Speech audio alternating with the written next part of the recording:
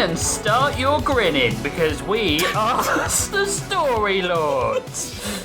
Jesus, that was cool. What the fuck is this show?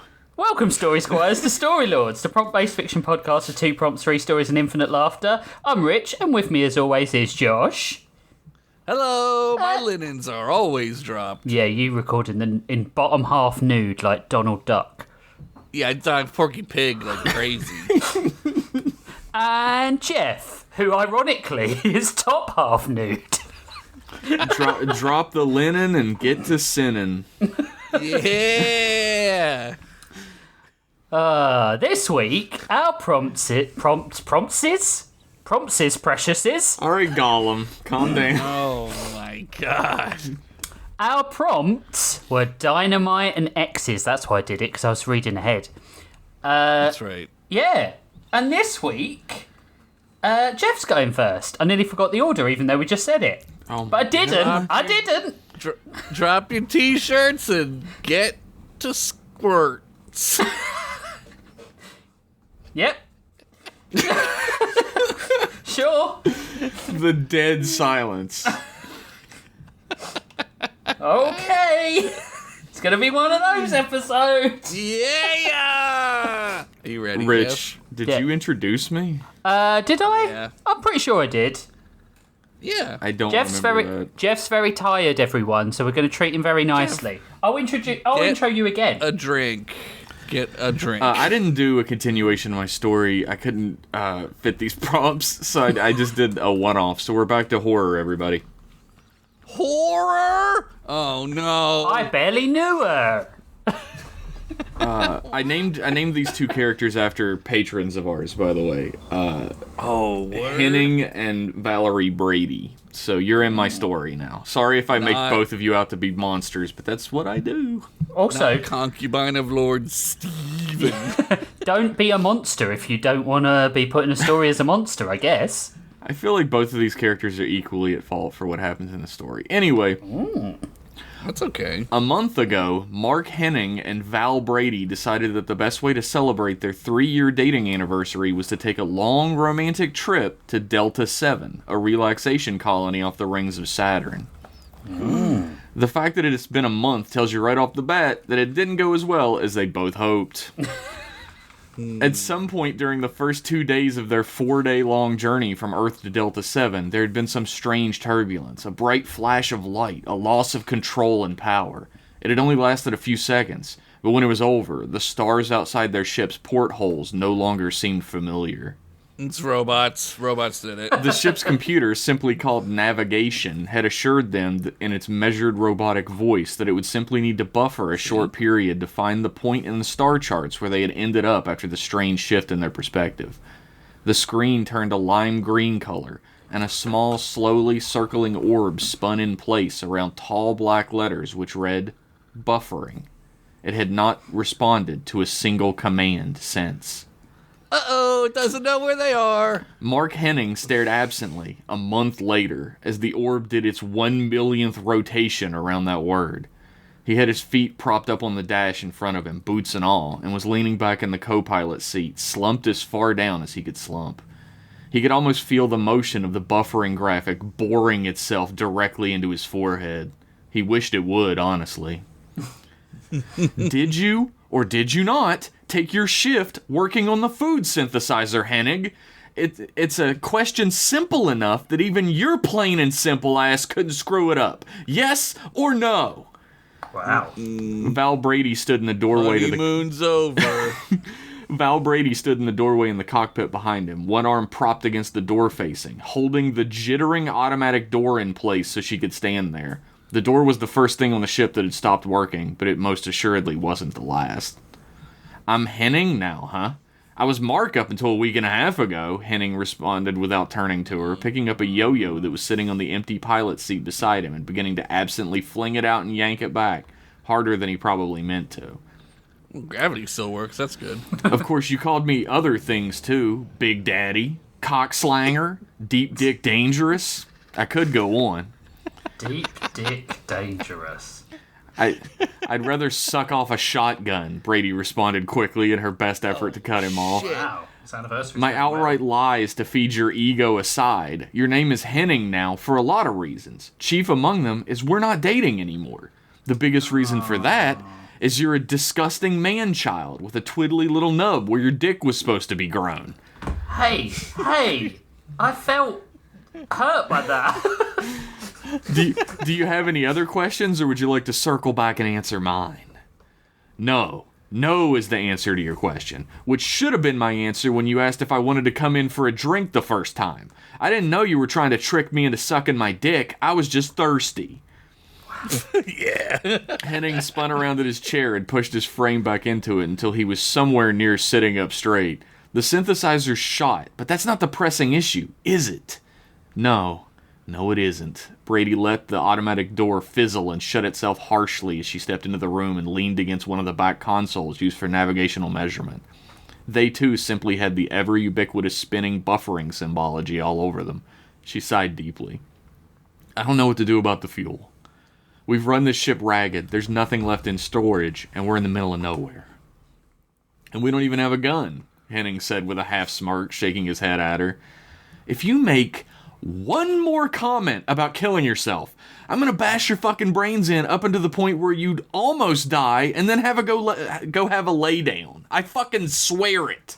She snapped back in return. You know you... Just walk out of the fucking airline, man. Come on. Just do it.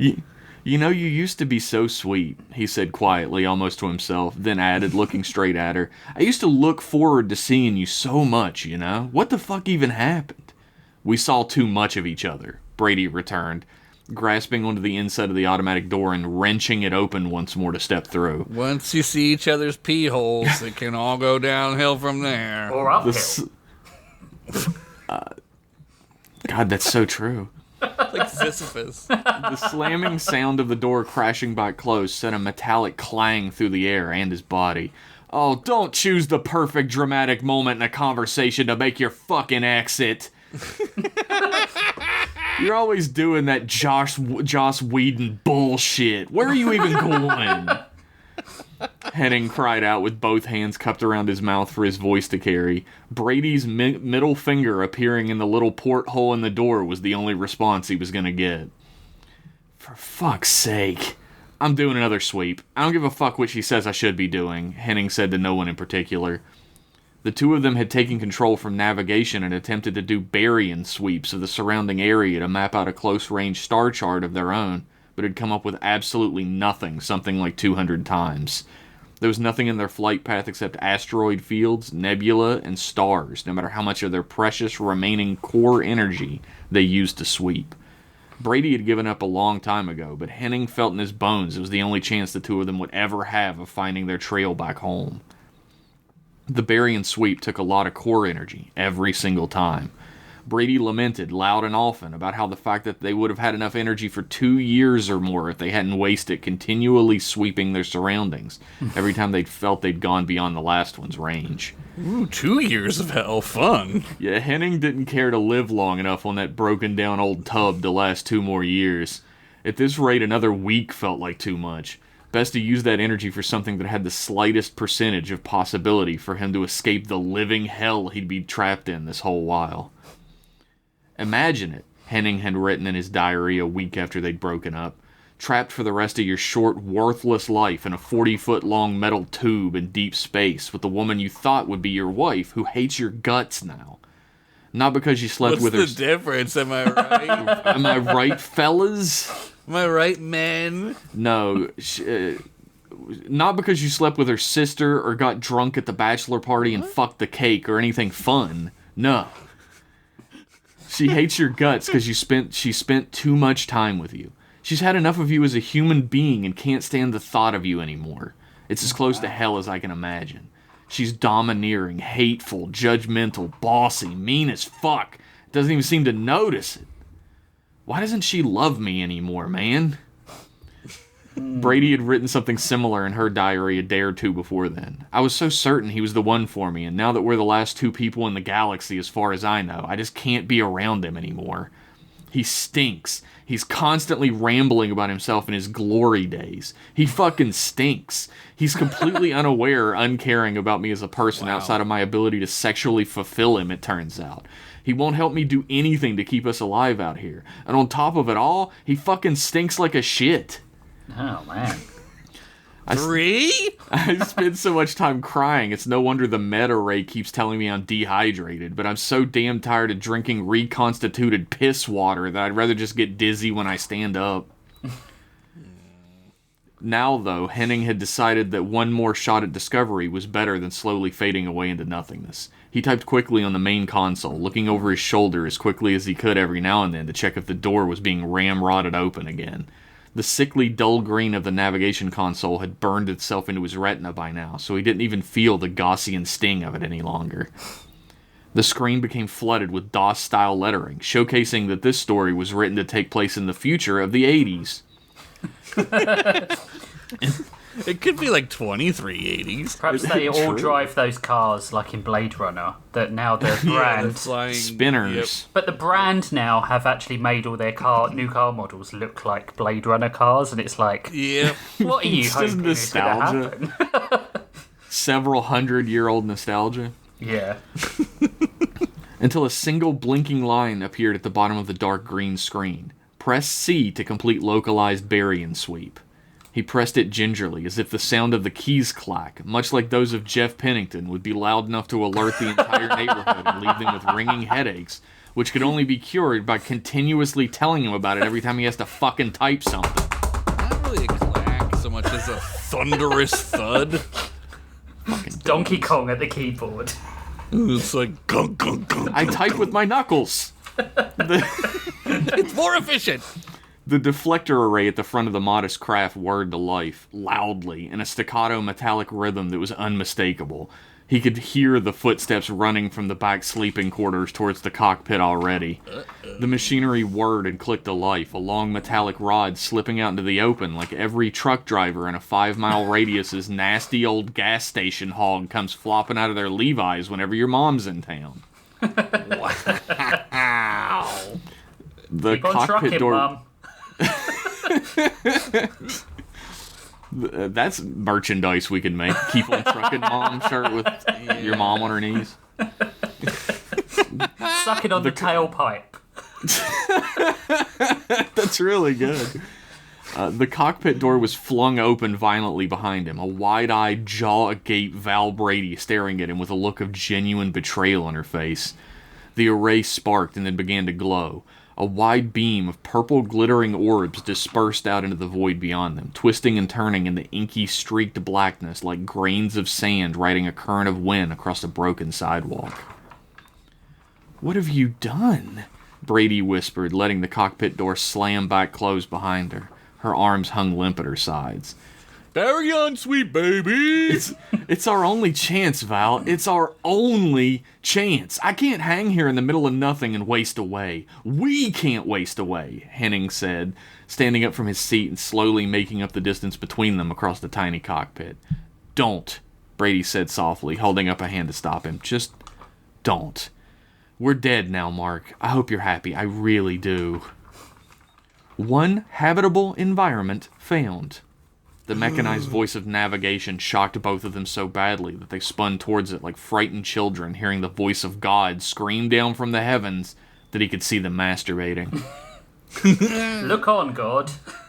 They stared, wide-eyed, at the blinking middle console screen, unable to make out the words, but knowing what they signified. The first chance in weeks. Navigation, Henning sputtered out. "Extrapolate," Brady said with renewed vigor in her voice, stepping across the cramped space to stand in between the pilot and co-pilot chairs in front of the main screen. Henning slowly took his seat in the co-pilot chair once more. "A derelict freighter, class unknown, size approximately 641 meters by 463 meters, 42 decks. 13 decks have maintained a standard oxygen atmosphere, 11 have full hull integrity." "The energy core," Henning said slowly, then the two of them exchanged a genuine look of excitement between one another. Henning shot up in his seat and began to type on the console in front of him. "Navigation, A cross-reference barium scan with this energy signature specifically. Anything within acceptable parameters. 487 matching energy sources aboard the derelict. 400 inhabitable zones. Navigation returned flatly. "Oh my god," Henning called out, slapping his hands on the armrest of his chair. "Holy fucking shit!" Navigation. Cross-reference the need of our ship's energy core with the yield of the established energy signatures. En masse aboard the derelict, Brady said as she typed several figures into the console of the middle deck, not looking back at Henning, who suddenly felt very foolish for celebrating early. "We don't know how much of these is in tanks. It could be residue." Navigation word figures and diagrams across the screens in strange green hues. "The established yield of the energy signatures aboard the habitable zones of the derelict would provide peak operation of this vessel for 7.7 years. "Holy shit," Brady said, slumping back into the pilot's chair and rubbing a hand on her forehead. "And now that we have navigation back online, we can actually get home. We might even be able to find star charts on board that derelict." "Plot a course, navigation, right now. ASAP, fastest route, whatever the fuck you need to hear." Henning pressed enter on the keyboard in front of him, and green lettering began to flood the screen once more. "Plotted. Commencing." Navigation returned after a few terse moments. The ship's engine groggily awakened and began to fire, working up slowly to full tilt. "Arrival in 23 minutes. That's it? 23 minutes, Brady said with a soft sigh and a smile. 23 goddamn minutes, Henning returned with a shit-eating grin. That's a Simpsons episode. They both felt something at once then, but neither said anything about it. The derelict was as large as they had been prompted by navigation. It dwarfed their tiny two-person cruiser in a way most planets dwarfed most asteroids. The shadow of it fell over them and put them into a perpetual night. Only the glare of the sun far off in the distance behind the behemoth on its metallic shell provided any light at all. It seemed almost formless to the human eye. Jagged architecture that splayed in all directions from some kind of a central fuselage. It looked very much like a predator hanging there motionless in the sky. Henning slowly stepped out onto the docking ramp that was attached to nothing, his heavy exosuit feeling like 1,000 pounds on his emaciated body. The old derelict had lost the exact side of it that had been used for docking and entrance and exit, so they had to make do with what they had. There was a compression bay for trash removal on the intact side of the thing that seemed to be the only way in or out. The bottoms of his boots whirred to life, clamping down magnetically onto the ramp, and the fact that they worked at least made him feel slightly less like shitting his NASA-issued space diaper. I still don't know why I'm the one that has to do this, Henning whispered into the comm device in his helmet, which skittered and chattered back into his ear in the language of static interference. Finally, Brady's voice chattered in on it and responded. The only suit that was still pressurized was yours. Now, if you'd quit whining for once in your life, you can actually do something worth a shit for once and get the fuel cells and get back here. So neither of us has to ever see the other again. AKA, a happy ending. God damn. Fucking goddamn, woman, Henning returned. Yeah, sorry, Brady responded after a second. Sometimes it's like my dialogue is being written by someone who thinks being angry and saying super mean shit is the height of comedy, and he's like really kind of getting off on it, you know? Wow. What is he talking about? That's too real. That's the dumbest fucking shit I've ever heard. Jesus Christ, you got the brains of a fucking single-celled organism after a radioactive meltdown. Shut the fuck up for 5 seconds for me. Just call it my Christmas gift this year. I've been wishing for it hard enough, Henning snapped. God damn! Turning a release clamp on the side of the trash decompression chamber was all it took for the metallic double doors to swish open cleanly. A burst of old stale air rushing out into the nothingness of space at once, almost pushing him back off the docking ramp if it wasn't for his magnetic foothold. The inside lit up with flickering lights, revealing a gray room with lines all around it, meeting at strange angles. It kind of made Henning's head hurt a little bit to look at it, like staring at a stereogram puzzle of a schooner, but he passed on inside. Schooner is a sailboat, you idiot. His heavy metallic boots clanged onto the strange metal of the floor and stuck just fine. Something about it being normal metal made him feel a little bit better. He quickly seized another release valve inside the door and yanked it back to its normal position, causing the double doors to slide shut and clamp loudly back into place. The familiar hissing sound of air being pumped into the room surrounded him. "Can I get a reading on the air quality in here?" Henning said to his helmet comm. "Oh, now you want me to talk? Bitch," Brady returned. "Just fucking tell me the air quality, please." Henning caught himself. They're still in love. "It's not breathable, stale and old. It has some kind of weird carbon tinge to it I can't figure out. It doesn't read as anything you'd normally find in an oxygen mixture. It's familiar, though, like chemistry class familiar. I'll look into it. You just keep using... Poop air. It's poop air. You just keep using your personal air supply and get the fuel." Brady snapped the comm off, leaving Henning standing under flickering lights, staring at a double door that led further into the derelict. Thankfully, a lot of this ship seemed to be controlled by turning a big fucking cartoon switch, so those doors gave way just as quickly as the outer ones did. There was a small corridor in front of him, barely taller than he was, which lit from the floor with a strange red-tinged light that made him uneasy. Something was floating in the air he couldn't figure out. The whole thing felt too much like an old horror movie for his tastes. Val was always the one who was the horror fan. The sound of far-off machinery clinking and loudly popping unsettled him further, though. He knew the derelict was still operational, but up until this very moment, he had never questioned for a second just how derelict the ship actually was. What was to stop there from being people here? Pirates? Or maybe something far, far worse? "Hey, Henning's voice cracked into his comms, the sound of static greeting him. "Maybe we should, do a scan for life signs in this thing before I go traipsing through it, yeah?" There was no response. Henning gritted his teeth in frustration and maybe a little bit of dread. Then he began the long walk down the dimly lit corridor. "Hey, do you remember when we saw that fireworks display on Mars? Man, that really seemed like dynamite going off when that finale happened. It shook everything and you grabbed onto me. You remember that?" Henning said wistfully, but again received nothing in return on his comms. He was simply trying to cool his nerves anyway, but he still felt a little wounded. He switched on the lights on his helmet and swung his head from side to side. The corridor had no doors on the walls. It was all just huge struts between empty walls with no decoration, no equipment, no machinery, no nothing. And all of it was the dark gunmetal style gray that reflected just enough of his body back at him to unnerve him. "Don't!" A voice exploded into his helmet radio, causing him to almost fall down from the sudden shock. But he caught himself, gripping onto the side of his helmet and beginning to panic. Val, are you okay? What are you..." he began, but was immediately cut off. "Don't be a fucking chicken shit, dude. Just keep going. Navigation says you're only 10 meters away from the first fuel source. Grow a fucking pair." Brady sniped into the comm, growing impatient, waiting for him to get back to the ship while he was pussyfooting around out there. Truth be told, she was getting antsy not being able to do anything herself. Her trust in him to do much of anything had been pretty badly eroded in the past month. "Right," was all Henning returned, and began to march forth a lot more confident in his mission to get the fuck away from her.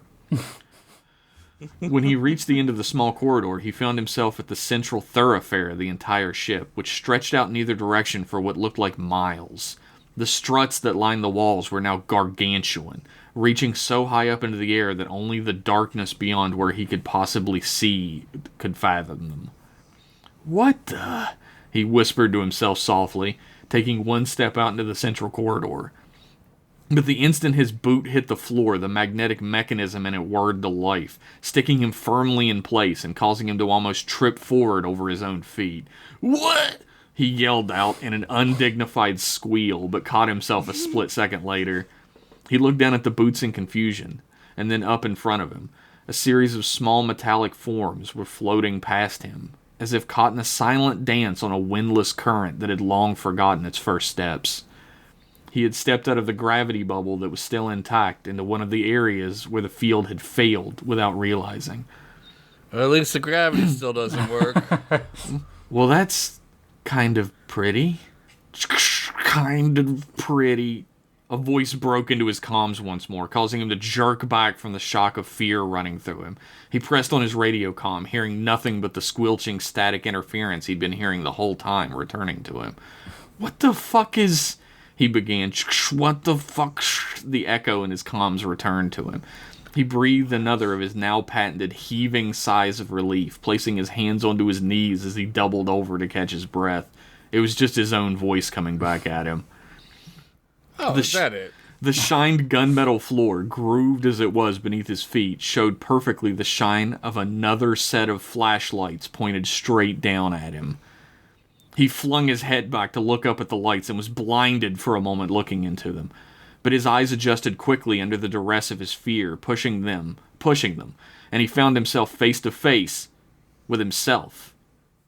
A reflection of him looked down at him from the ceiling. The same look of terror on his face behind the backlit exosuit helmet. The same hunched body position. Everything. He waved a hand left to right. The reflection followed each movement precisely.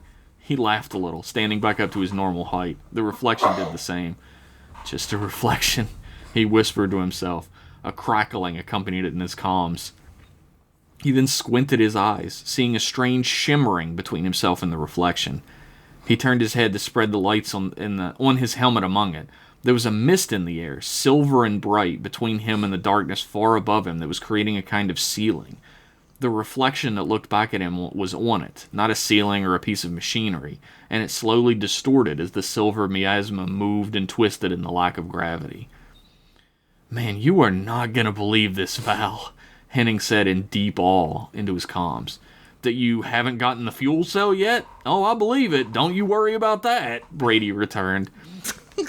"I'm losing my mind waiting for you to get back here safe with the fuel, Henning. You're killing me here." "Maybe you miss me a little, huh?" Henning said with a grin. "God, you fucking suck," Brady returned, shutting down the comm again. Henning looked up to get one last look at his reflection. It was gone, along with the silver miasma that had been there before. With a slight chill down his spine, he continued onward for his mission. Brady had been waiting in the cockpit of the cruiser for going on an hour at this point. She paced the maddeningly small room back and forth, the microphone for the comm link clenched too tightly in her right hand, and her other digging into her hair in frustration every time she'd make a circuit back and forth. "God, this isn't going to work, is it? I shouldn't have sent him," she grimaced to herself. She quickly took a seat in the pilot's chair and began to type on the console in front of it feverishly. Green letters flooded down the screen as before. "Navigation. How much core energy do we have left? As close of an estimation as you can give. Parameters set." "We have 2 days, 16 hours worth of core energy at current rate of expenditure. Given parameters, if we utilize a full scan of this segment of the derelict, we will have 11 hours of life support left," Navigation returned dispassionately. "Fucking hell," Brady whispered to herself.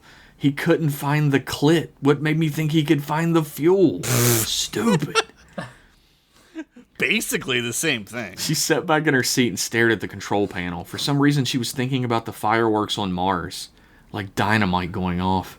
She remembered the feel of his arm against her cheek. Just then, something in the front viewing window of the ship caught her eye. She whipped her head around at once, and what she saw chilled her to the depths of her very bones. Staring back at their dumpy little cruiser was their dumpy little cruiser.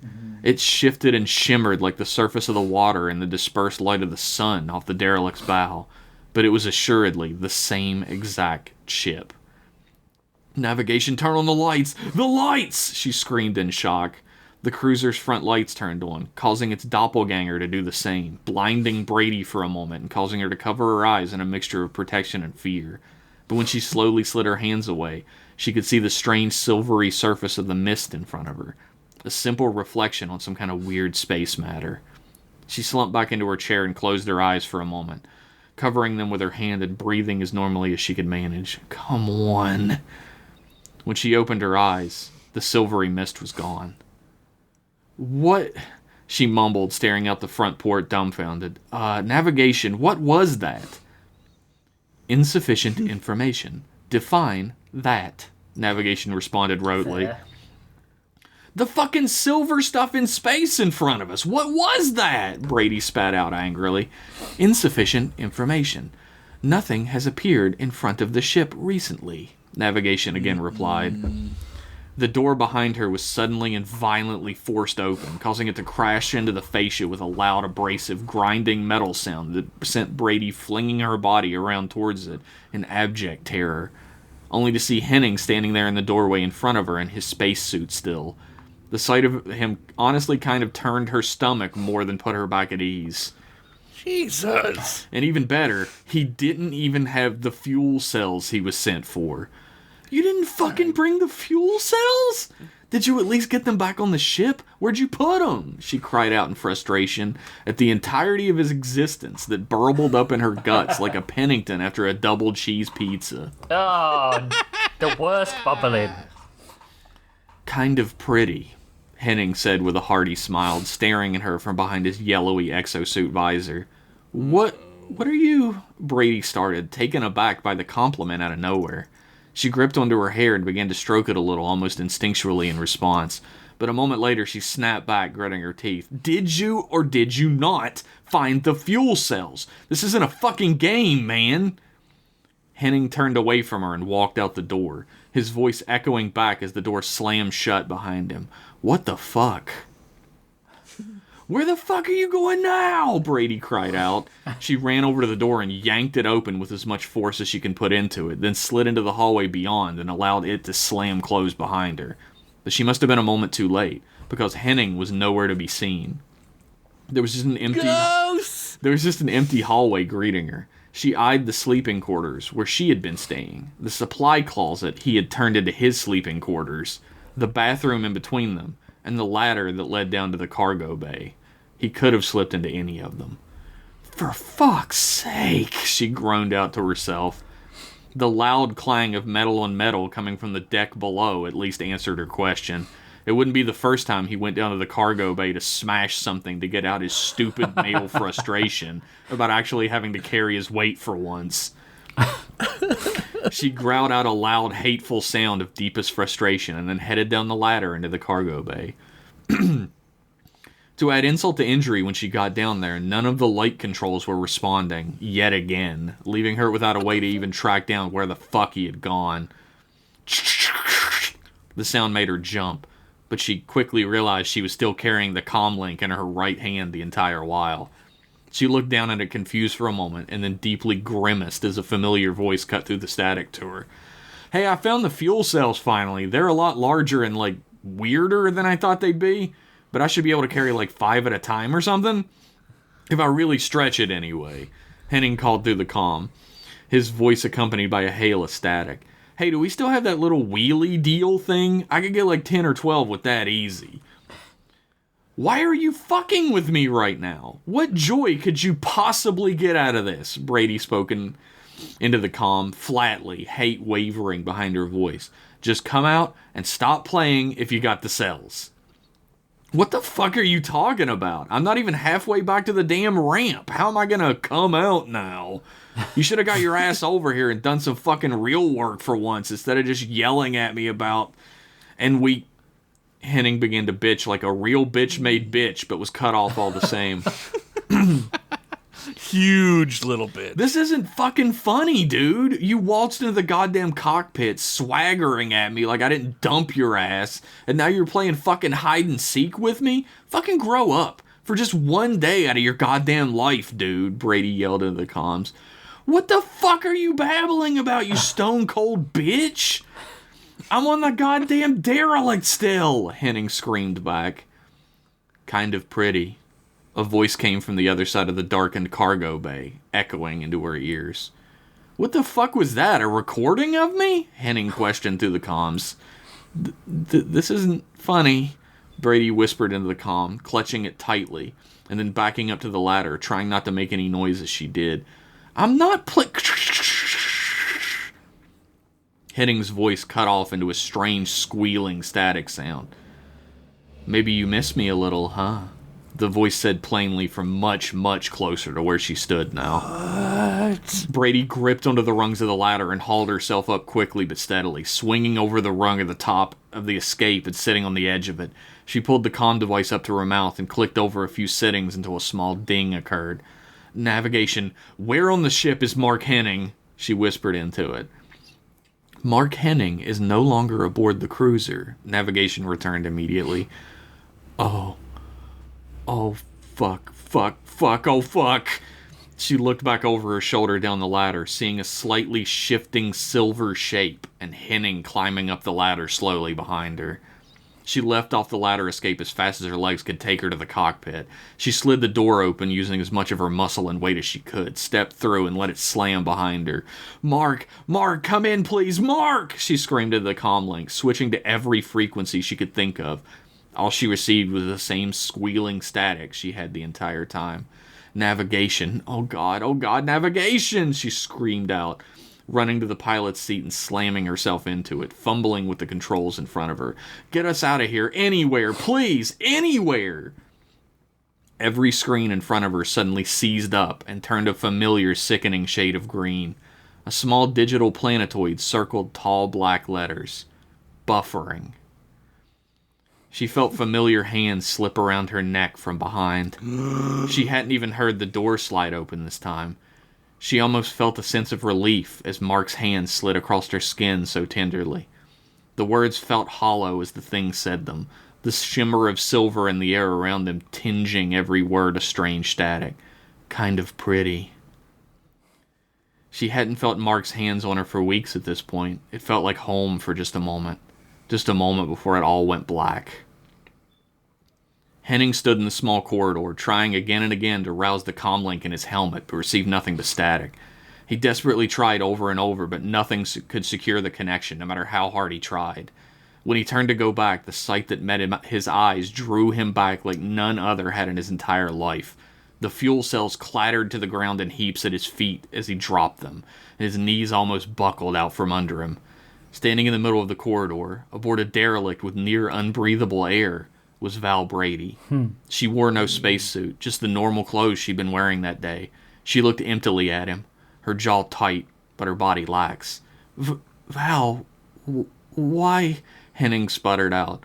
Mark, come in, Mark, please. She suddenly cried out as loud as she could, her voice thundering and vacuous all at once.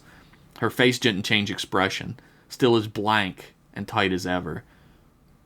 What are you? Henning began. But suddenly a rush of air exploded down the corridor, sending Brady's body splintering into thousands of shining silver splinters that swelled and ebbed on the flow of it. Henning felt his body rush along with it too. This corridor had suddenly been violently decompressed, too quickly for his magnetic boots to ever kick in. His body was caught in the rapids of the void of space, devouring the air around him like a rabid dog. His body jettisoned out the airlock he had come in, and slammed full force into the side of the very ship that had carried him here. He felt his ribs splinter, and blood sputtered out of his mouth and nose at once. He was floating, untethered. The derelict's garbage bay slowly slunk away from him as he lost all sense of anything except his own motion. Don't like this. Brady stood in the open door of the cargo bay, staring up at him with empty, vacuous eyes still. He looked to the cruiser he was also floating away from, his own source of his lost source of salvation now. He understood, lost to him. Through the front viewing port, he could see Brady's body laying back in her chair, neck turned violently, blood seeping out of her mouth and eyes, slumped, lifeless. He remembered her pressing against him on Mars. His body rolled in the absence of atmosphere, and all he could see were stars now. His own blood slowly floated from his face into the helmet in front of him, covering up each star and blotting them out from his vision one by one. The air he struggled to breathe was a strange red tint. He knew far too late what the red air in the derelict had been. He knew far too late what he had lost a week and a half ago. The end. Oh my God! I don't like seeing his blood on the inside of his visor. That was gross. That was what got you, huh? Yeah. Well, it's just That's disturbing. Yeah, it's a disturbing image, like, coughing up your own blood and it not being able to go anywhere. The only thing, you're in a little ship, right? Like a little human-shaped ship, but your blood is like choking you. Oh, fuck that, man. Blech. Fuck that. Take the helmet off, buddy. That was good. Thank you. Yeah, that was great. Thank you very much. Very, very Event Horizon, but better. Thanks. There was no Sam Neill in this one, unfortunately, but Yeah, he wasn't from New Zealand. No one tore their own eyes out, or did that thing that every fucking sci-fi film does and fold a piece of paper and put a pen through it. It's a wormhole. this is how a wormhole works. That's wormholes. It's I wrote this last night. I was like, I really don't feel like writing the next part of my main story. I really kind of want to do horror again. And Yeah, because you're a sick fuck. Yeah. Because you revel in everyone's misery. You succubus. Right. I love to suck a bus. A busload of dicks. Right. You're one of those weirdos who makes sexy jets, right? What? I'll show you. What the fuck is this man saying? Keep on trucking, Jeff. Keep on sucking, Keep Jeff. on fucking, guys.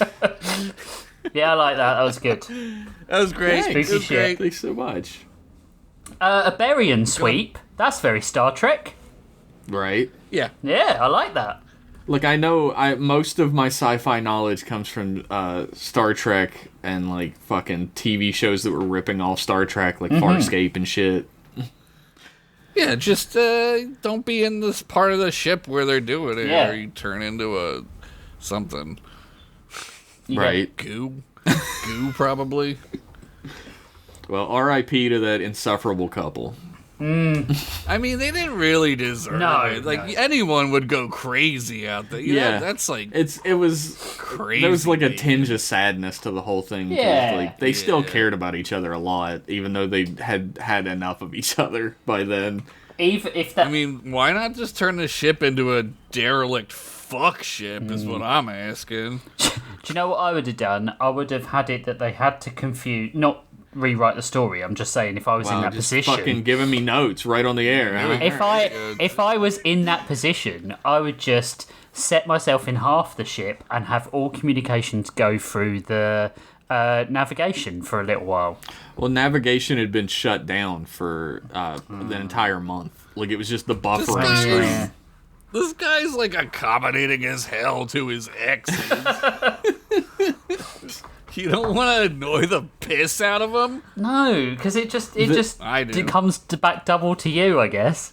The ship is it'll come back, that's for sure. The ship is like 40 square feet, including the cargo bay. So, like, there's not a whole lot of places to go.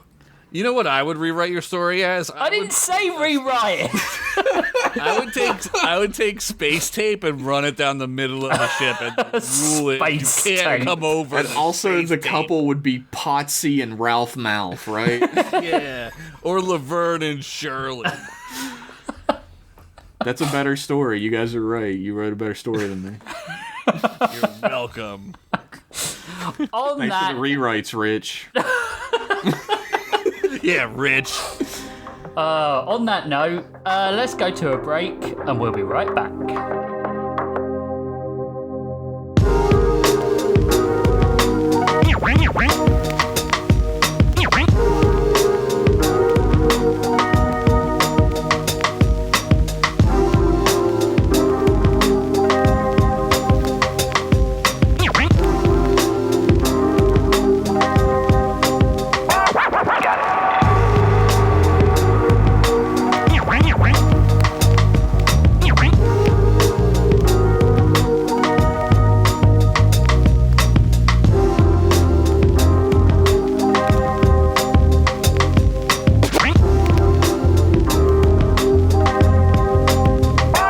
Check them out.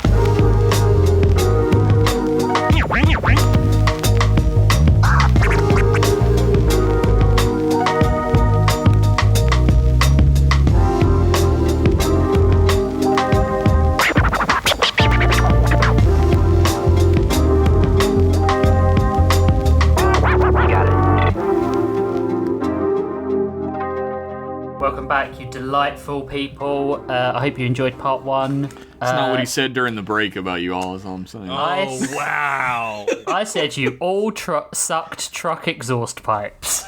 Just like your I have mum. to show you guys the sexy jets. Hold on. Why are you... What is with sexy jets? Like, I didn't invent it. I bet you did. like actual jet fighters. There was a gladiator, like, like American gladiators, but the ones here are just called gladiators. There was a gladiator called That's Jet. a little and she was pretty presumptuous, good. isn't it? Yeah, it is. He liked to fuck jets? Is that what you're saying? No, there was one called Jet, and she was absolutely beautiful. Oh, yeah. That's a cool name. Let's see if I'm going to look her up, just because I don't believe you. It seems a little presumptuous of British people to be like, ours are just called gladiators. Yep. Yeah, what? So are they Roman, or That's what? not where gladiators are from, dog. I don't know what to tell you.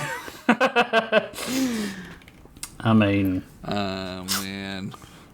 Our Well, next that's a story... sexy jet. yeah, she's cool, right? Our next story Actually- is Rich Masters.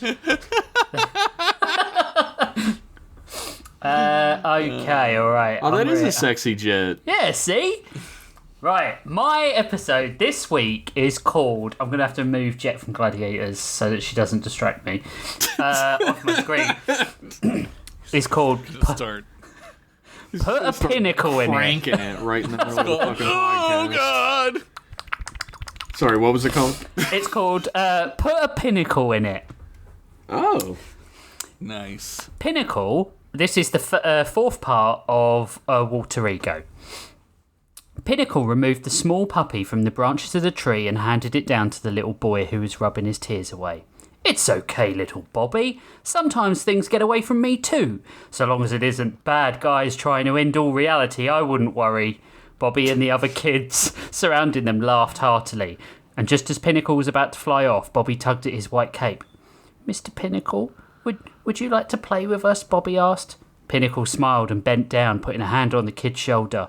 His teeth were reflecting the sun directly into the boy's eyes, and Bobby would eventually develop cataracts from this exchange 40 years later. Jeez. I wish I could, chum, but I have work to do saving the planet from evildoers.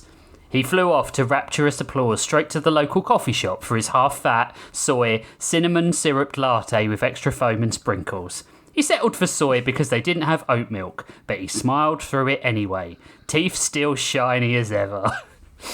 I prefer the soy, because I'm a soy boy. Oh, I like oat. He's a coffee drinker with perfect teeth. This dude is superhuman. I guess Yeah. you think, like, Superman wouldn't... His teeth wouldn't No. stain, right? I guess not. Yeah. Too strong. Lucky bastard. Just as he took the cup from the barista, the United Heroes emergency transponder in his pocket bleeped.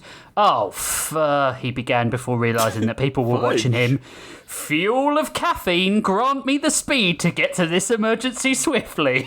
Oh, that was a bad catch. That was not good. By the time he arrived at the scene, his jaw ached as much as your mum's the week before rent day. It felt like... Wow. It felt like he had lockjaw from forced smiling.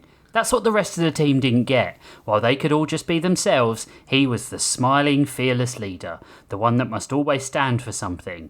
And all he stood for at the moment was tiredness. Not helped by the giant gang of dinosaur men, strapped into explosive vests, standing in the middle of Metropolitan Cityburg. That's the official name? Yep. I know where that is. They were holding signs that said, down with fracking and clean energy, you bet your ass. Oh, God. It's not my signs. Kill them, Pinnacle. Pinnacle's, Please, Meteor. Pinnacle sighed. Just what he needed today. Aggressive hippies. Pinnacle. Magic Mike, the team's sorcerer, who refused to change... Great movie. who refused to change his name even after those stripper movies came out because he had just ordered all that merchandise, waved enthusiastically as he floated towards Pinnacle until he was uncomfortably close, which is much the same as he did at the urinals at the United Heroes base. Oh my God! Not now. Like there's a full wall of empty urinals, and he comes and stands next to you to talk. Man, I'll take even the toilet before I go even like near a full wall or something. You know what I mean? Yep. Mike, Pinnacle nodded. How goes that hunt for that demon from the jizz dimension? Spermliostro, you've been gone in deep space for a month, my friend. God. Myself and the lizard wizard caught him 3 weeks ago. I'm currently having trouble preparing for my Magic the Gathering tournament, plus chasing down an old zombie friend of ours. Lou Bega has risen again? No! He's Why back. why won't that monster stay dead? Magic Mike shrugged. His insatiable collection of women's names knows no end. He's like a fucking Rumpelstiltskin. Yeah. He just shows up. Ah, Invisible. How long have you been there? 5 minutes or so. Remember, I'm invisible only so long as no one looks directly at me, Invisible Bill muttered from behind them. Pinnacle turned to see the sweaty nerd in a slightly see-through uniform. He sighed. Bill, why do you have to wear that suit? I can clearly see the outline of your orbs of power. Bill shook. Good he called him that. Bill shook his head. If you can't handle it, then look away, and I'll go invisible again. It's the only material that can reabsorb the light. I just had to reabsorb the vomit back into my stomach.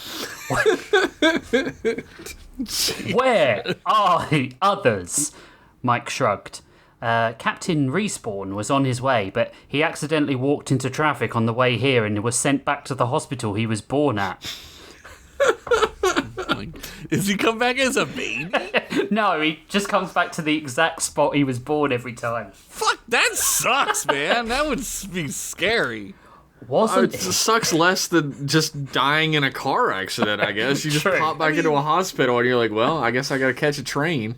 Yeah, but it sucks for the people, like, what if you're, like, the new nurse and you're like, Jesus Christ! He pops up between a woman's legs in the bed. Yeah. What if you There's just a pop naked up? man here. This is another, like, teleportation problem, though. What if you, pop up where someone is standing? Yeah. Right, exactly. Like that The wo- prestige. Woman in the floor in Star Trek, The Next Generation. Oh, yeah. Wasn't he born in Germany? Pinnacle could feel his jaw tighten. Invisible checked his phone. Yeah, he just texted me. He's booking a flight now. Pinnacle rolled his eyes. What about Bernadette or Majestrix? We're here, Majestrix said as she arrived, carrying Bernadette by her armpits. Majestrix was dressed in her hopper-light armour. She had recently been forced to change her name from Amazon Prime because Bezos doesn't have enough money.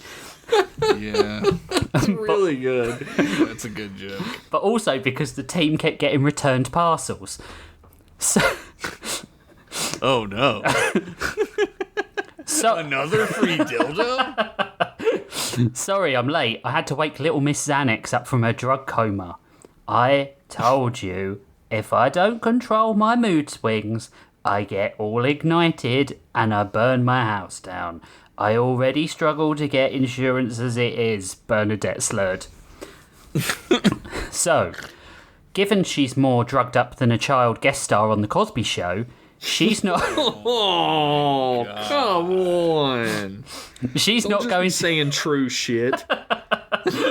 I don't think he was drugging children. I mean, I'm not sticking up for Bill Cosby. but Fucking devil's advocate for Bill Cosby, Josh Henderson. I'm doing the move. I was going to say, were you wobbling your head while you were debating? I don't think he was fucking kids. She's... We just don't know. we don't know. We don't know. Was he riding jet skis? Maybe. So, given that she's more drugged up than a child guest star on The Cosby Show, she's not going to be able to transform into living flame today, Majestrix sneered. Pinnacle was about to explode. What about... Majestrix made a face. Haven't heard from them since your breakup, I'm afraid. I didn't want to intrude and all that. It was messy enough for the team as it was, and then you and Professor Momentum went into space. Where is Professor Momentum, anyway? Pinnacle pulled at his collar like Rodney Dangerfield. Well, Turns out that taking a person who can't be stopped into space to fight the Shenarians probably wasn't a good idea. They tried to take down an alien and just slipped off at warp speed. I spent a week looking for him, but he shrugged. The Interstellar Squadron are going to keep an eye out for him on their scanning network. They'll turn up. What a fucking fate. Just slipping into space forever. They'll turn up. My story. But we might need a replacement speedster to sub in for a while, Magic Mike said. Okay, so has anyone thought these things before? A look around the team revealed that no one had. Pinnacle started muttering. Dino divas, Cretaceous cretins, fossilized freaks. Yeah, that one works. Okay, let's go, They're team. not fossilized. He's not the smartest guy. Meanwhile, back at Somnambulist's secret bunker, Ephraim sat opposite Walt and pulled a face. So, Walt stared. So yeah, your quick step. Yeah, Ephraim said. Walt looked between him and Somnambulist, then back. You've lived in my flat with me for the last 3 years, Ephraim, Walt said slowly, eating my food and telling me I should label my own Tupperware. Ephraim nodded once. Well, it is sensible to label them, he said. Misconduct frowned behind them. You know him. Walt didn't look away. I thought I did. Somnambulist exhaled through the rebreather. Good. That saves time. Walt's eyes stayed on Ephraim. You're not even a good liar, he said. I knew something was up. Ephraim shrugged slightly. My superpower isn't being fast and good at everything, just fast, okay? Walt blinked. Is that supposed to be reassuring? What possible reason could you have for keeping this to protect you? Ephraim interrupted. This is what superheroism is all about. He's right, the voice in Walt's head chimed up. Plus, you're a really terrible secret keeper. If you had the Colonel's secret recipe, KFC would be out of business in about 2 days. Probably would fail just because of the mashed potato thing, Walt said. Oh my god. I knew there was something happening. This dude is so out of control. What the fuck? Somebody fucking call somebody to help him. Rein him in. At Ephraim's confused face, Walt went on. I have been chased by supervillains over this ridiculous conceit that because one person in 9 billion looks like Pinnacle, everyone has developed facial blindness. Ephraim looked at his roommate. I mean, man, I've seen Pinnacle like a lot, Walt. I helped him take down Praxia, Lord Dracula, Robo-Hitler, that weird Reese's dude that tried to turn the Earth into his own S&M dungeon stroke swingers party. It would have been great. Get Really back, villain! A mistake to stop him, I think. The super space AIDS outbreak.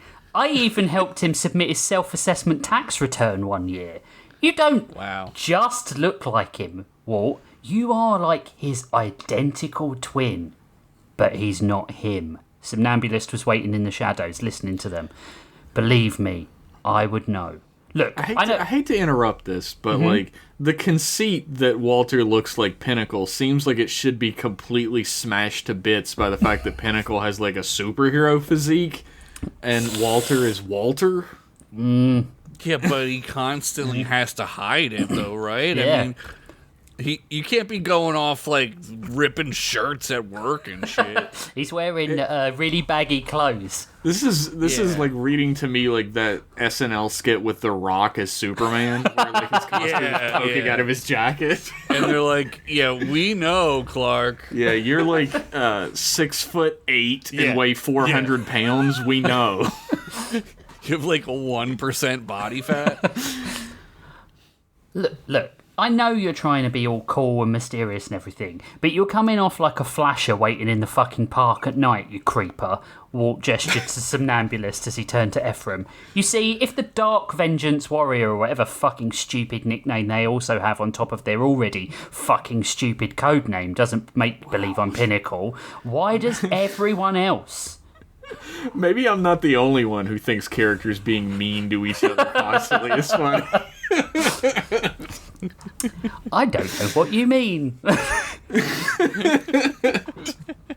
Ned came scuttling over with misconduct and the twins, hindsight and foresight. A ream of paper was being printed from his dot matrix torso.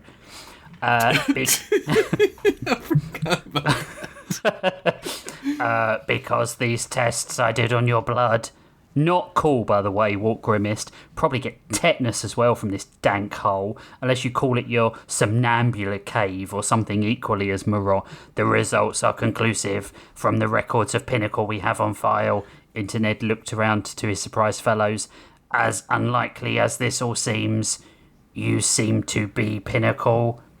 I knew it, the voice said inside his head. No, you fucking didn't, Walt whispered. Somnambulist rose and ripped the results from Ned's body. That's not possible. Their rebreather hissed and clicked in anger. Then they dropped the sheet to the floor. I know it isn't.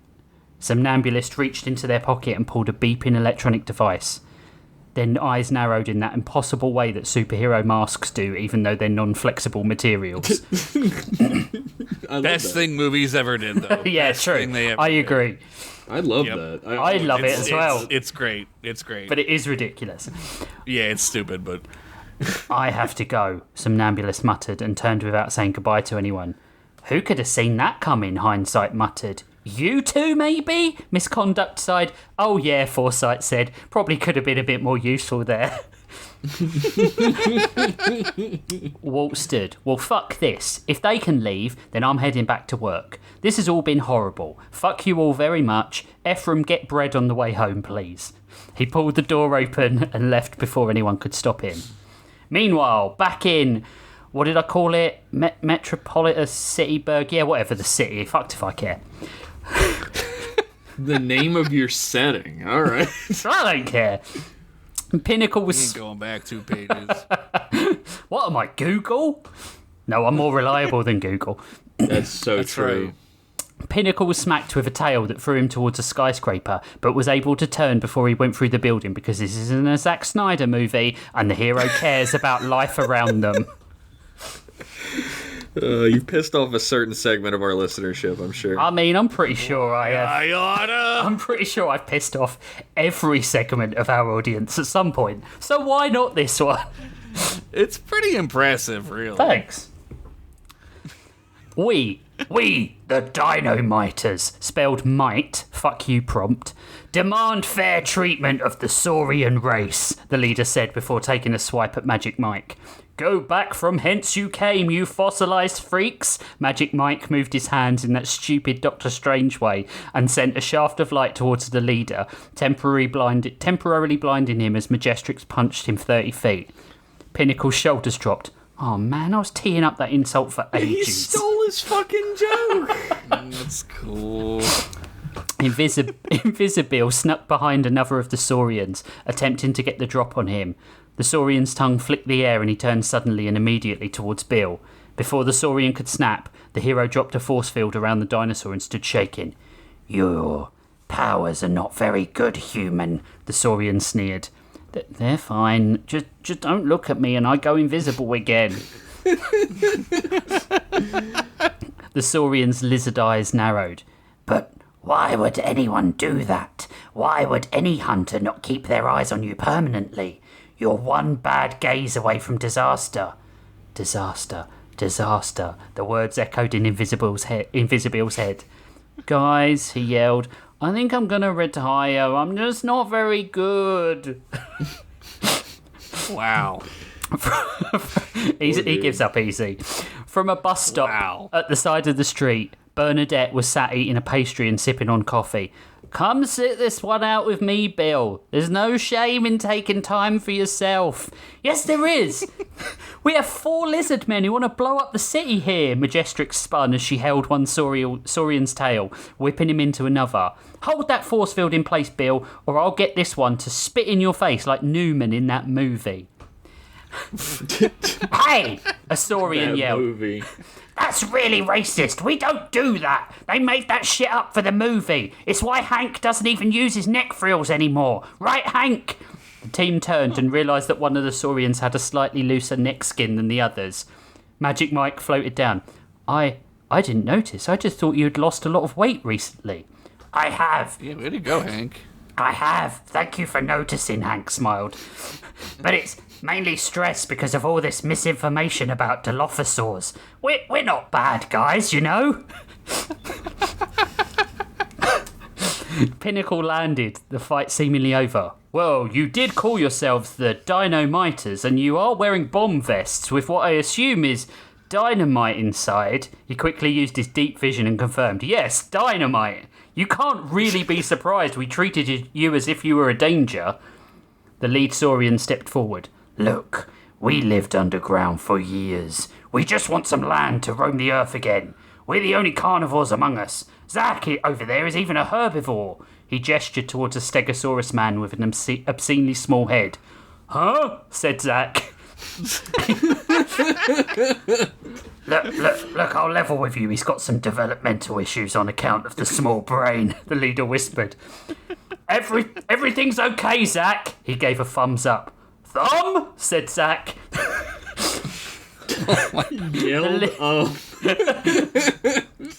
The leader nodded. Yeah, buddy, thumb. He turned back to Pinnacle. Look, we tried peaceful protest, the Saurian said defensively, but nobody listens to dinosaur people until somebody straps on dynamite. The lead Saurian held the explosive vest out awkwardly, like a child returning a library book after drawing multiple cocks in it. Evan? He hasn't started doing that yet.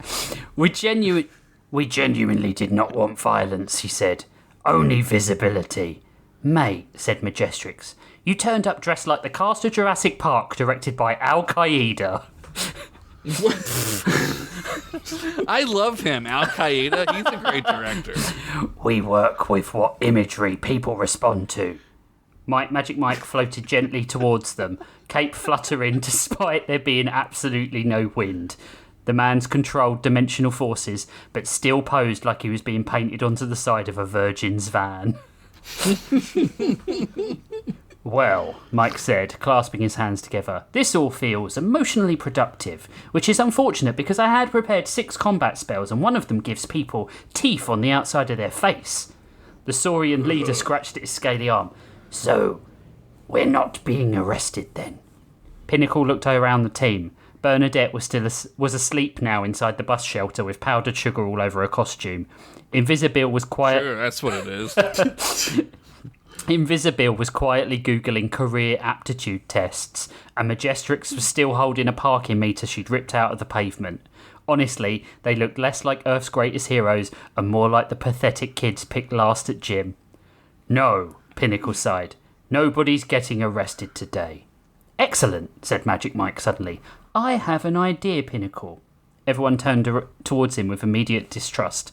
The sorcerer spread his arms dramatically. Golden rings spiralled into existence around his wrists. Oh, Christ, muttered Majestrix. What? Said Mike. Why does everyone always react like that? Well, the last time you had an idea, said Bernadette from the bus stop without opening her eyes, you accidentally summoned a divorce demon into the therapy business of your alter ego. He helped 3 marriages and 7 couples. Mike Sounds like he helped 7 couples. Mike ignored all this. The Earth is mostly ocean. Humanity barely uses half of its islands. But I could pull a sanctuary from a pocket dimension, hidden and safe, with a tropical climate and minimal interference. The Saurian blinked. You can do that? Yes, I'm literally a wizard, dear boy.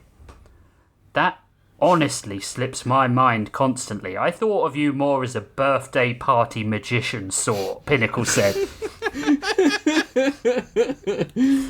Mike grinned smugly and slammed his palms together. The sky split open. A glowing tear ripped through the air above the city, showing endless blue ocean beyond it. Wind screamed through downtown metro whatever, scattering newspapers, hats, and one unfortunate chihuahua that Pinnacle had to fly off and catch mid-air. Well, at least he caught it. He'd caught it. It's dead, though, sadly. Though the portal... I'm only teasing. Through the portal sat an island, huge, jungle-covered, empty beaches and water so blue it looked photoshopped. The Saurians stared in awe. Oh, whispered Hank. That's lovely. Humid, said Zach. Zach, you think soup is spicy.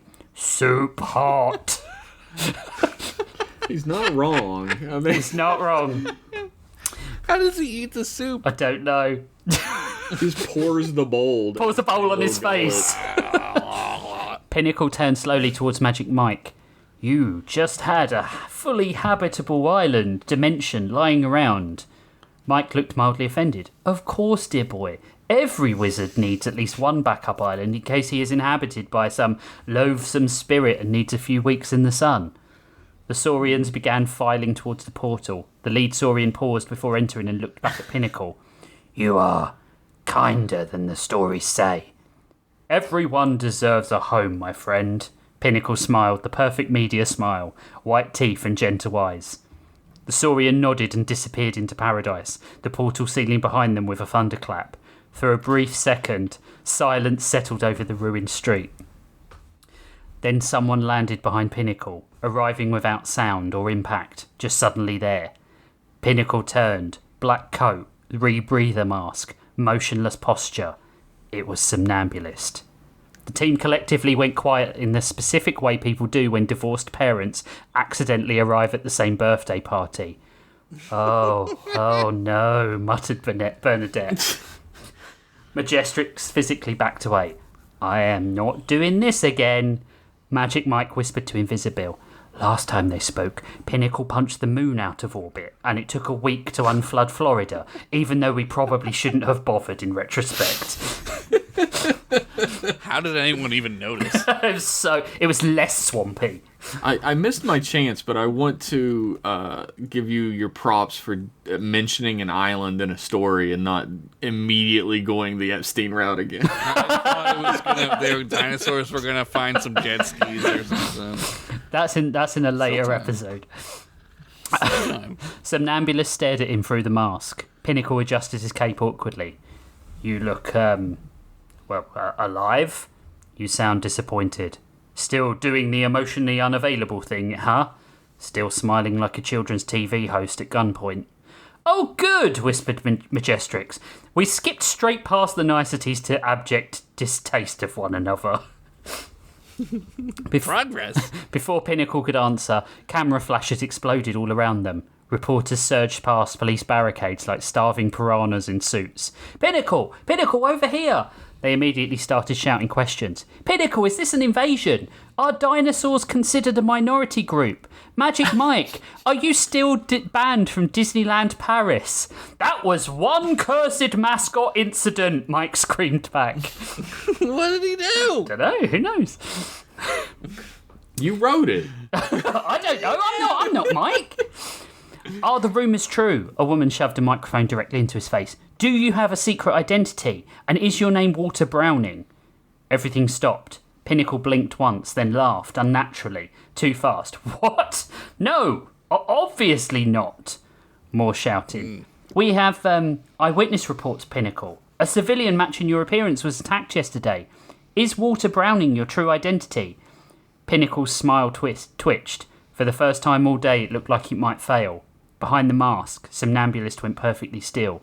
Pinnacle looked around at the cameras, the crowd, the microphones, then flew skyward. Oh, he said softly, fuck.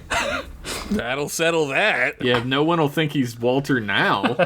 Yeah. Meanwhile, at your mother's house, she's getting railed by a dude who looks like he was conceived too close to Chernobyl. Come on, Anne. Wow. You can do much better than that. Meanwhile, at Walt's work... It's Ukrainian? He looks slightly melted, is what I was going for. Yo, do you see those dogs who live there? No. They're these, like, wild dogs, and they, like, look like radioactive dogs. Wow. And, like, are thriving. I know, like, the plant life has completely taken back the entire cities around Chernobyl. Yeah. It's, like, ruined, like... what's that called? There's, like, a term for it when, like, Reclamation? Reclamation, that's it, yeah. I said reclaim, so I don't know why I didn't get that word, but who knows. Because you're bad at writing. True. Wow. Shots fired. Meanwhile, back in this bad story, apparently.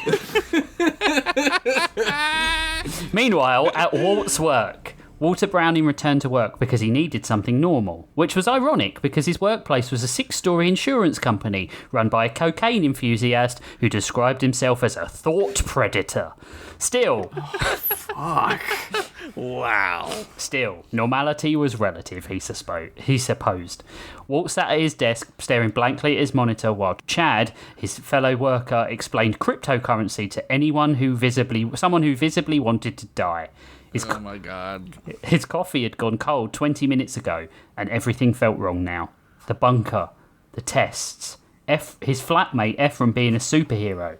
The fact that somewhere out there existed a man with his face saving the world while Walt himself once got trapped in a revolving door for 6 minutes.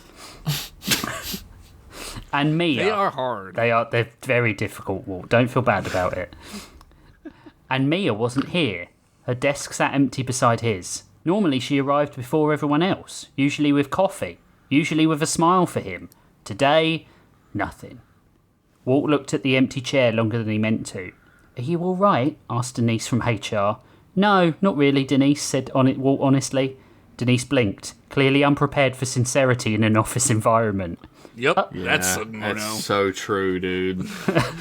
Oh, she said. Right. Well, Mia's taking a personal day. Denise nodded to Mia's desk. Yeah, dude, Chad chimed in. Apparently some weird shit happened to her yesterday. Walt frowned slightly. What weird shit?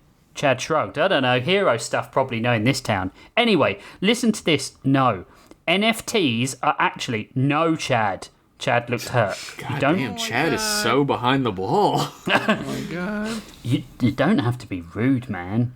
Walt stared at Mia's empty desk again. Something about it bothered him. Not just because he liked her, but because it felt connected, like a word sitting at the edge of his tongue. Ominous, the voice in his head finished. He rubbed his eyes, and the phone buzzed almost in response. Unknown number. Walt hesitated, then answered. Hello? Static, then breathing through machinery. Somnambulist. Listen, we need to talk. Walt closed his eyes immediately. Oh, good, he muttered. BDSM Batman needs me again. Batman exists in this world? He's just a comic book character in this world. Yeah, but also he's just a baseball bat that wears I need to talk to you tomorrow. I don't know how Pinnacle is going to react to all this. You might be in danger. I'm always in danger, Somnambulist. I use public transport. There are microplastics in my food. Trump is our president. Uh-oh. Oh, even in this world? Even in this world. Uh-oh. With superheroes? Yeah. What are we doing? Listen, this is serious. Walt leaned back in his chair. Across the office, Chad had somehow cornered another victim with crypto terminology. Look. Walt sighed quietly. I appreciate the whole emotionally constipated vigilance thing you've got going on, but I need one normal day. Tomorrow, then. Then the line went dead. Walt stared at his office. Across the office, Chad yelled, Bro, it's decentralized! Wood stood up immediately. Jesus. Which means it's worthless. Walt stood up immediately. I need a cigarette. You don't smoke, Denise called after him. I might start, Denise. I might start. Meanwhile, on a rooftop downtown, rain hammered the rooftop and Pinnacle stood at the edge of the skyscraper with his cape whipping violently behind him. Somnambulist emerged from the shadows, and though he was aware of Somnambulist's presence, stupid fucking name, who named this character? I blame the accent, honestly. Yeah. It's a lot of S's. Somnambulist's presence, neither of them spoke. The city glowed below them like circuitry. I always liked this rooftop, Pinnacle said finally. I guess I'm predictable. Somnambulist stopped behind him. Not too predictable. You did vanish after all. I was fighting, he started. Somnambulist knew better. I spoke to Missile Mole 2 weeks ago. The fight against the Shenarians lasted 4 hours, and you were gone for a month. I went to think. You went to hide. Pinnacle's jaw tightened. You don't get to judge me anymore. Someone has to. He turned sharply towards them. There it is, he snapped. That thing you do. That superior little tone like you're the only person holding this rotting world altogether. And there it is, Somnambulist replied calmly. The hero's performance. Rain poured harder. Pinnacle stared at the masked figure for a moment. I did love you, you know, he said softly. Somnambulist refused to look away. You loved being needed, and you loved how good it looked in the press. How could you dump Somnambulist? He's got a breathing mask. Talk about fucking punching down, Pinnacle. Come on. Yeah, right? That's not fair. No, they agreed quietly. It isn't. The city rumbled below them. Finally, with a sigh, Pinnacle flew off at Mach 5 and Somnambulist didn't stop him. Slowly, they removed their helmet, and underneath, Mia, her red hair blowing in the wind. What the fuck? You should have stayed gone, Pinnacle, Mia whispered, knowing he could hear. The end. What the fuck? Wait a minute. Why would Mia think that Walter was Pinnacle? She doesn't. She's been very clear that he is not Pinnacle. Well, then why was she shocked when the DNA thing came back? Because the DNA thing shows that he is technically Pinnacle. Yeah. I guess that's true. All right. She thinks some hijinks is going on, probably, right? There definitely is. Feels like it. Who can say? Wants to get crazy. a Walter Schmitty sandwich. Now, Josh, if you and I wrote this story, how would we make it better? Like, I said that you weren't a good writer, but I think that clearly was a joke because you're the best of us. So yeah, absolutely. Good job. Oh, thanks. Yeah, that fucking rolled. Thanks. That was great. I really liked that. I like creating stupid characters, as you can tell. Magic mind. I think that's something that the three of us have very much in common. Yes. Seems to be the show. Is it not the show? It is the show. Theme of the show is making stupid fucking characters. Also, I didn't mention it in the story, but Bernadette is spelt with a U because she's a pyrokinetic. I figured good, it was. Good. Yeah. Just for all the people who don't get those sorts of references. Yeah, somebody's gonna write it down in the wiki wrong, and then we're gonna have a whole thing. And yeah, Malinite will come Peters for my is gonna blood. sue us. She's very litigious. She is, and maybe alive even. I don't know. That's a good question. We've not got any letters from her lawyer / estate yet, regardless of if she's still alive or dead. Man, I could go to a stroke estate. You know what I mean? If we're waiting for her estate to weigh in, they're probably busy trying to put her in that fucking Tupac game too. Yeah, she's AI now. People are begging for Bernadette Peters AI. I know that. I do believe the Tupac NPC does fuck the Bernadette Peters NPC in the game. Oh, dude, he fucked Jada Pinkett and Bernadette Peters? So many of our listeners are sitting there like, can we get past them what? mentioning this woman I'd never heard of, please? Look her up. Look her up. No, that was a great fucking story. Oh, good. I'm glad. great. I loaded this one up with jokes because I've done the occasional serious one this season, so I just wanted to get back to stupidly named characters with stupid powers. Yep. It was great. It worked. Thank It's you. very- thank you. I love Invisibility. He's very Kel Mitchell in Mystery Men. It's just like, I don't know. You just don't look at me and I'm invisible. He has a bit of Pavlov to him because I've missed Pavlov. A little bit. I mention this every time, but I'm still astounded that everyone calls the character that I refer to almost 100% of the time as Flinch Pavlov. It's because we all love him so much. Every time he introduces himself, he says the full name, and then everyone calls him Flinch 100% of the time, besides that. We know better. We know him. Yeah. That's happening with my mystery story as well. All the characters call each other their last names, and I've only said their first names once, and everyone calls them by their first name.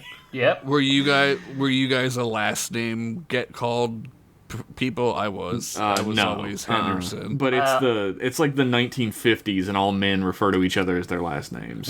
So. Yeah, it's like the 1950s where I live, and I also went to high school in the 1950s. That makes perfect sense. We got called by our surnames by the teachers, but I went to a grammar school, so. Oh, I was when I was in JROTC because I lost a bet, and we all called each other by our last names. Wait a minute, what? Yeah, I lost. I never knew a that. friend of mine was in JROTC like all 4 years. Well, a couple friends of mine, and they were like, "You'd like it," and I was like, "No." And It's just running. We bet on the outcome of a school football game.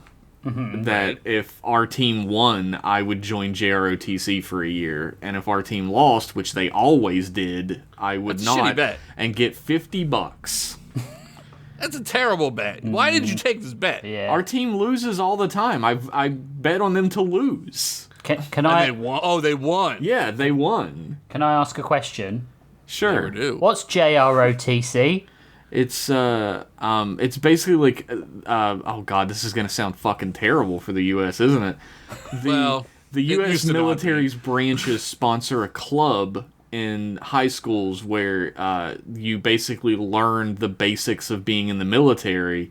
Oh, right, yeah. It gives you like a leg up when you actually join because you have no fucking It's like life prospects. Army Army Boy cadets, Scouts, yeah. sort of. We have Yeah. that here. Army cadets Ours and was the naval Marines. cadets. Right. Like Yeah. ours was the Marines. So you know they're like running your ass like Oh, yeah. ragged, right? Yeah. And making you racist. The guys who ran it were like these really old school military guys, but they were like 40 years out of shape or whatever. Right. Yeah. And they hated my guts for the first month or two, and then they started to get this sort of begrudging respect for how like little I respected the institution of JROTC. Yeah.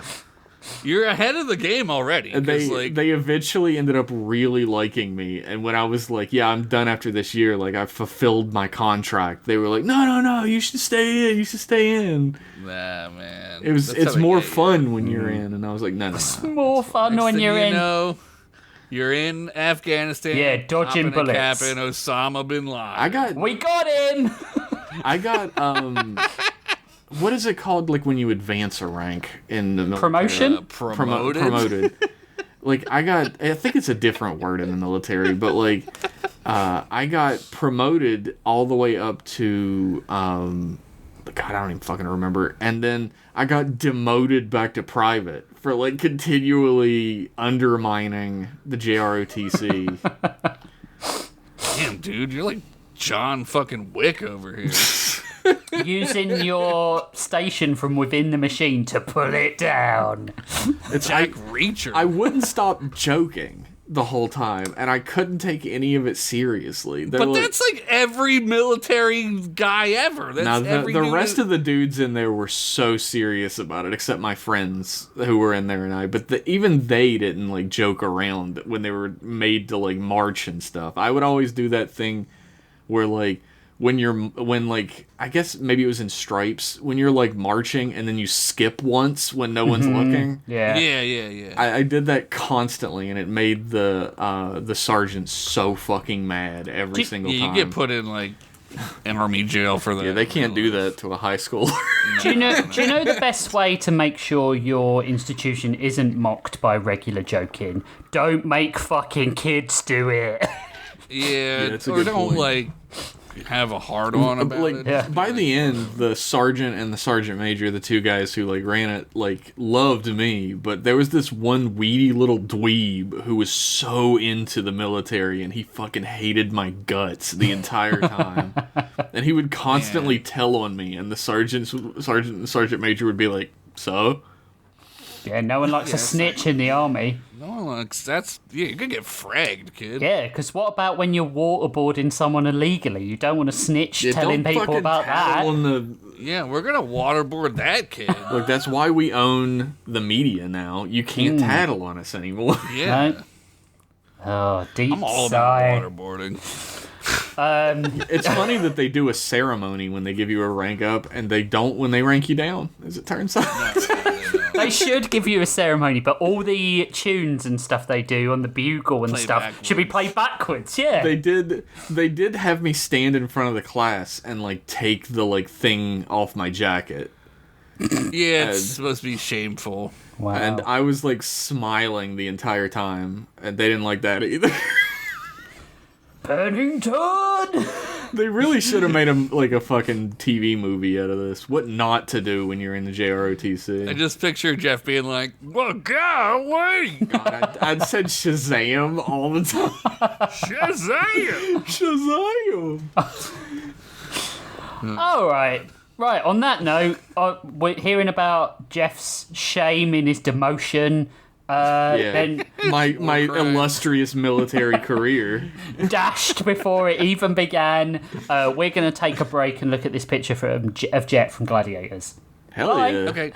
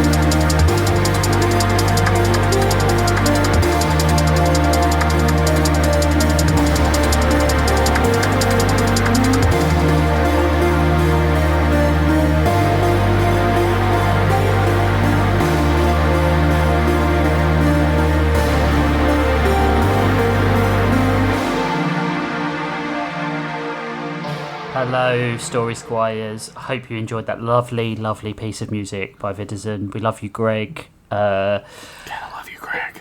It is time for a hop, skip, and a jump over to Darrenos. I sounded vaguely like Borat there, so I'm just going to pass over to Josh before I do any really more didn't. accidental. I didn't hear it. I didn't hear it at all. Yeah, you really did. Okay, good. All right. Now I do. I'm like, my Rich. My Evan. He cannot afford. My story is for no reason called Bone Jet and the Black Tar Hearts. I just made that up. It has Nice. That's really good, actually. I like that. Hey, gang, Fred said as he burst into the bar. The audience applause goes on for a little too long, long enough to make Jerry Seinfeld jealous, but it gave Fred a boost. I have a blind date tonight, he said, leaning over the bar. Chickpea and Sid were behind the bar doing actual work, while Demi was doing some math problems on her all-C homework ball. Oh, well, that's That's good, Chick said, trying to hide her disappointment. You're gonna go looking like that? Sid said, pointing to Fred's outfit. He was wearing his Masters of the Universe X suspenders with a big F on the front. And his furriest loin sack to cover up his hoggish greedly. Yeah, what's wrong with it? Fred said, looking down at himself. Besides, she's gonna be blind, so who cares? Oh boy, oh sweetie, oh no, Chick said, looking up at Sid. You know what, buddy? Have a great time, Sid said, patting him on the shoulder. What? You think I'm prejudiced just because a bitch can't see all good and stuff?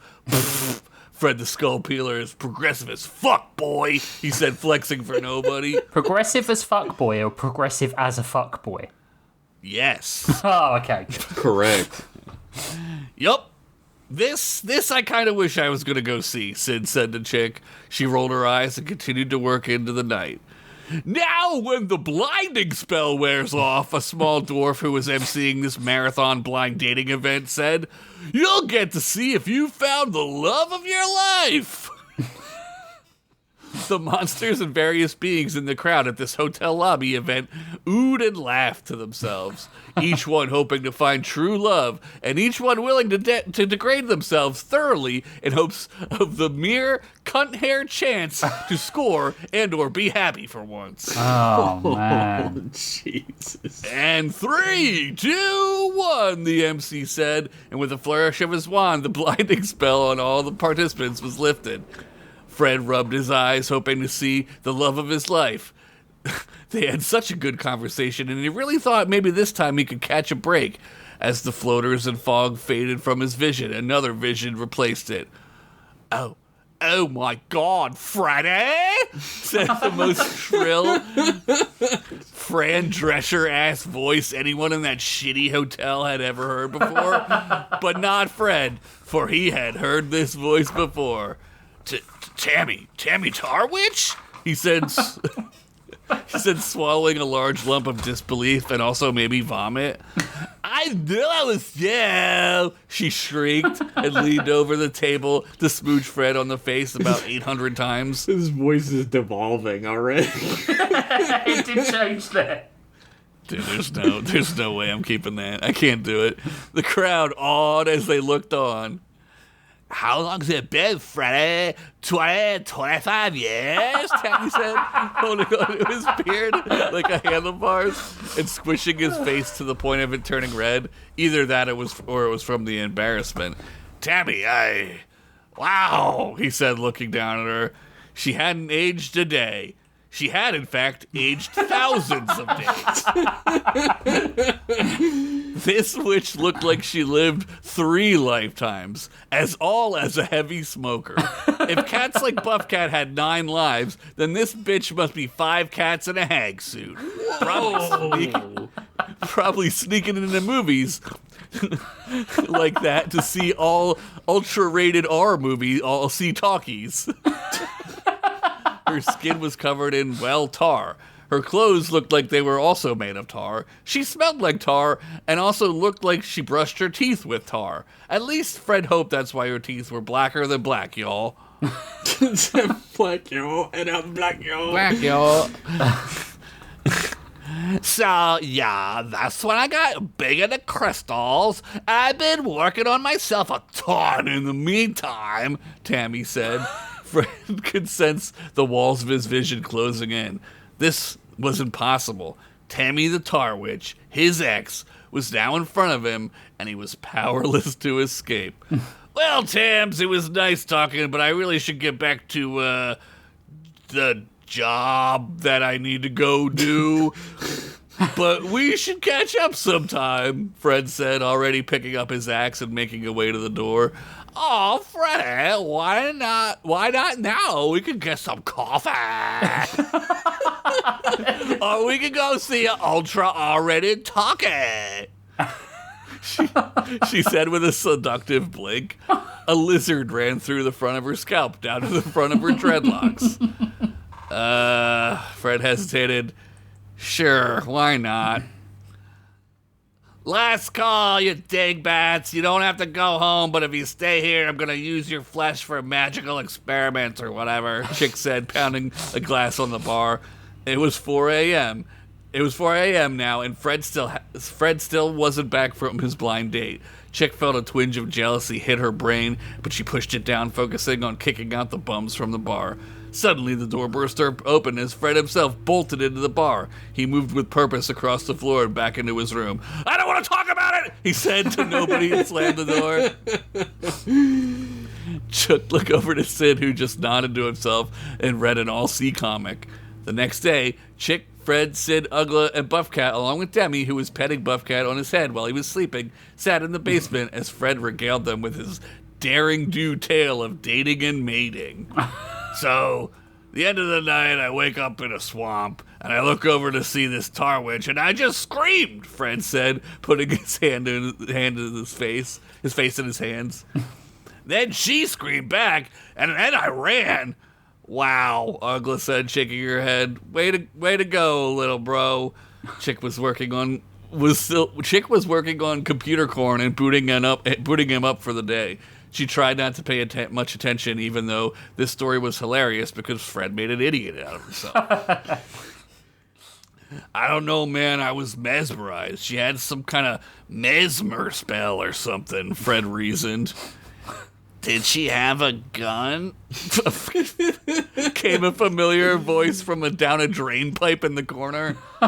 "Flyman, what the fuck, man? Dude, everyone seemed to say all at once. "Gun always does it for me," he said from the sub-basement. "Mew, mew, mew, mew, mew, mew," Buffcat said between purrs. "Maybe you should have looked closer to where you were at instead of literally blinding yourself like an idiot," Chick said to herself. What was that, Chick?" Sid said, clearly hearing what she said. He gave a quick glance to Ugla, who was sipping some tea and side-eyeing Sid. "Passive aggressiveness detected," shouted Computer Corn.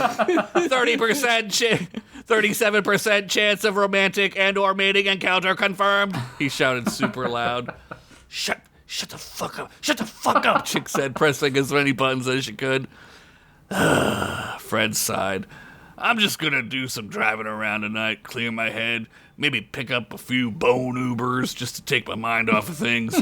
I could use the gold and thumbs ups anyway. I'll ride Gotta get them thumbs ups. I'll ride your bone Uber all night long," Chick said under her breath. "Sexual innuendo detected," Computer Corn shrieked again. "Chance for random sexual encounter increased 69%. Unrequited love increased by 12%. Mating chance still lower than the basement in which Flyman resides." Cold-blooded. Fucking Computer Corn. Later that night, Fred threw his axe into the passenger seat of Flamingo's bone van and adjusted his all-C ball on the dash. He opened his Bone Uber app and started flicking through options. He let out a sigh as he put the van in gear and reversed out of the carport. In the back of the van, underneath some of Buffcat's old ponchos, Chickpea hid away. Was this stalking? Maybe. Did she care? Maybe. Was she doing it anyway? Absolutely. She whispered to herself a small giggle. This was crazy even for her. "Why are you whisper gigging?" Demi said next to her from another pile of Buffcat's ponchos. "Sweet Metallica's all-C Napster," Chick said as she yelled. "What are you doing here, Demi? You should be in bed. Also, stalking is for grown-ups. I figure you are following Uncle Steakmos for a good reason. Also, you guys are really bad parental figures.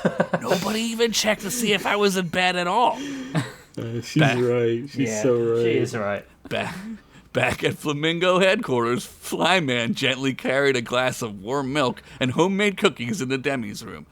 "All right, little princess, I brought you some snacks before bed," he said, almost like a father. He felt excited to be useful for once, and he had often felt bad for Demi because, much like him, she was displaced out of time and cursed to live in this bar. Unlike him, she was a teenage girl and not a grotesque vomit-inducing fly monster that often used as visual epicac when Buffcat gets into the cleaning fluids every now and then.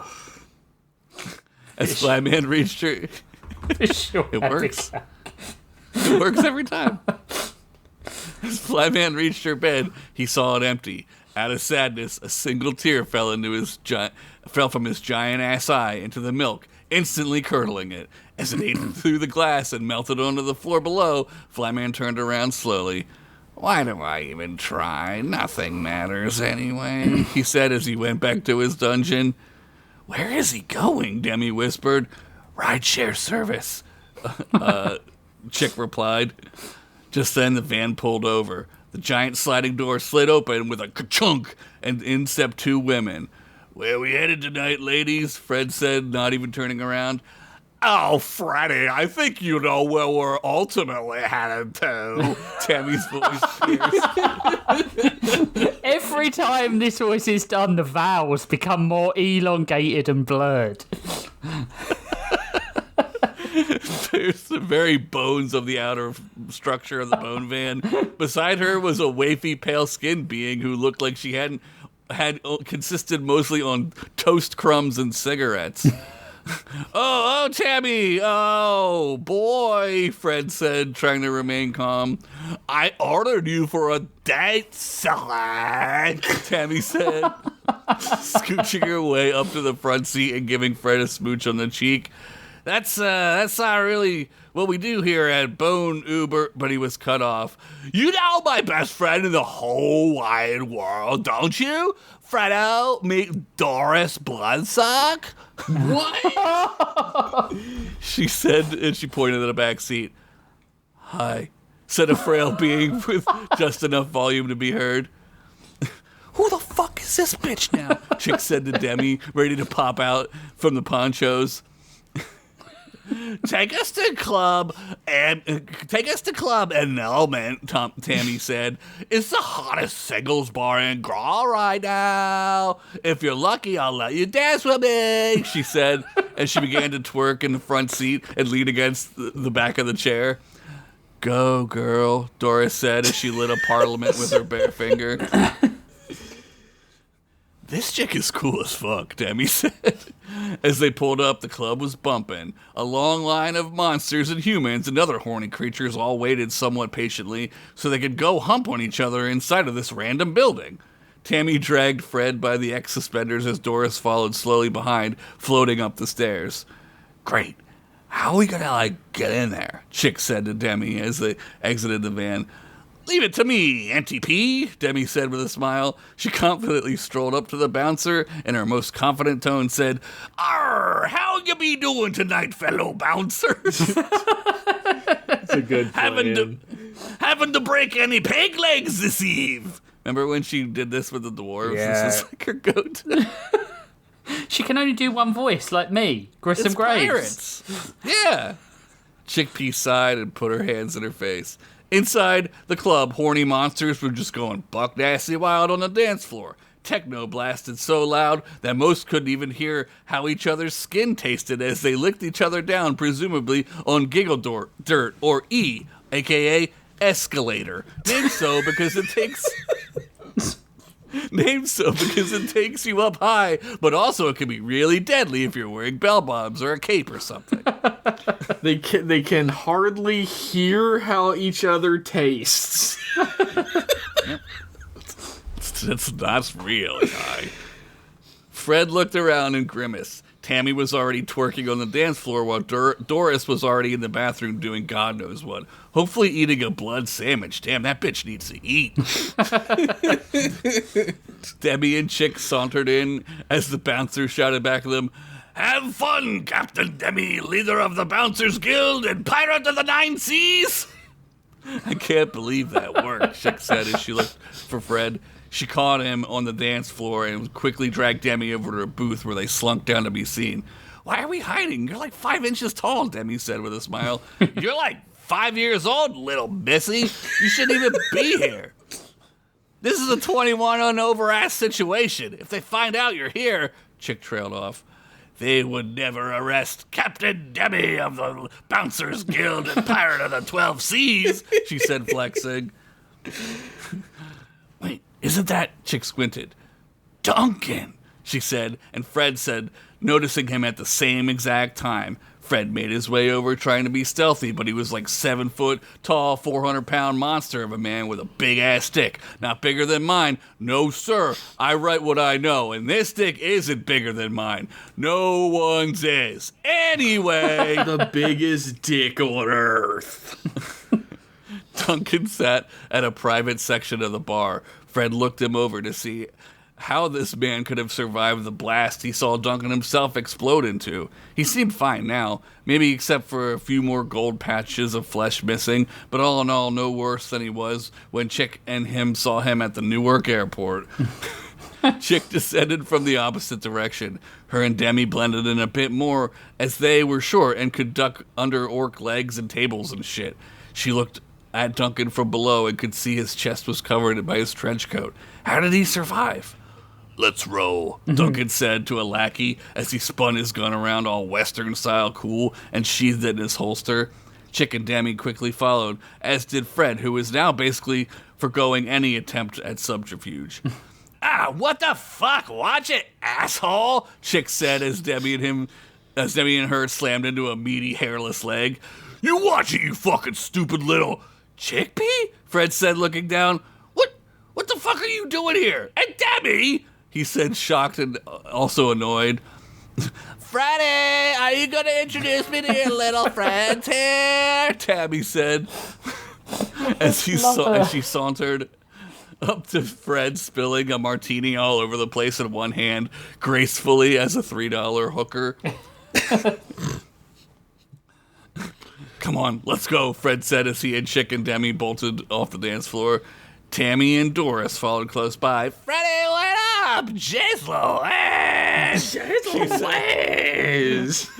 she said, downing the drink in one gulp. It's really hard not to repeat everything she says, by the way. I'm really pacing myself here. As they slid to a stop outside, they could see Duncan leaning against a Lamborghini. Its butterfly doors splayed open, like your mama's butterfly doors were splayed open last night. And then they were sprayed open, if you know what I mean. Jesus. Ooh, look at that hot car, Tammy said, almost drooling. These are new vowel sounds that we're hearing that have never been uttered before. Maybe I should ditch you, Fredo, and see if I can't get it right in that hot fucking car. He's milking it a little now. Now? I mean, you should, Fred thought fast. It would be totally hot to see you in that car with another man. Just the way I love it, Fred said, wincing. Chick looked up at him and shook her head. I'll do it. I'll fucking do it, Tammy said. I'll do it just to turn my man on. I'll be so sexy for you, Freddie. Just watch. I'm like losing my voice here. Yeah. Chickpea almost vomited in her mouth as Demi just glared at the sheer amount of stupid that was in front of her. My God, it's like looking into nothing. And it does look back, Demi said wide-eyed. The gang quickly hid behind the van as Tabby seductively approached the Lambo. Hey, boys, you ever have a three-way with a witch from the swamp? She said all hot. Duncan stared at her, then looked back and saw the Flamingos van, then stared at Tammy again, then back at the van. Shit, she knows the van, Demi yelled. Or he knows the van, sorry. Sure, Toots. Hop in, Duncan said, but it was too late. One of the lackeys already grabbed the witch and threw her into the frunk, which is the front trunk.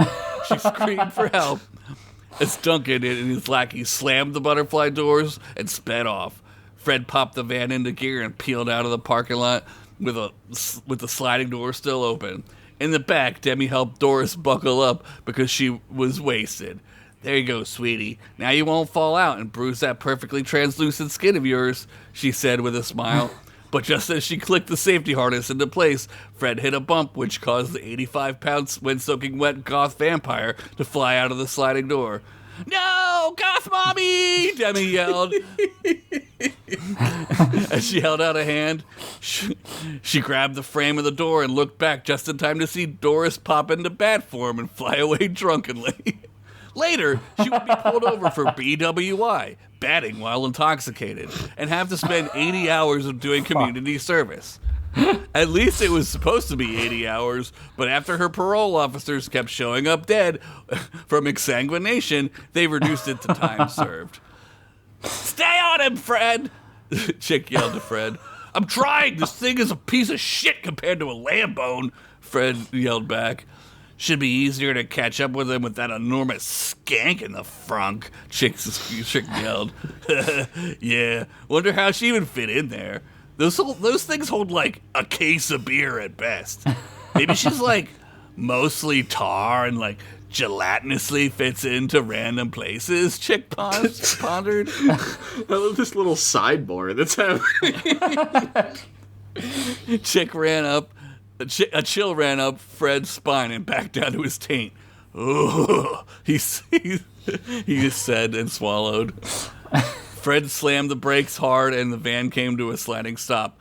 Out front of an apothecary was the lamb bone. The crew got out and inspected the car. The witch wasn't anywhere to be seen, but traces of skid-marked tar were strewn all about the sidewalk like an 8-year-old's underwear drawer.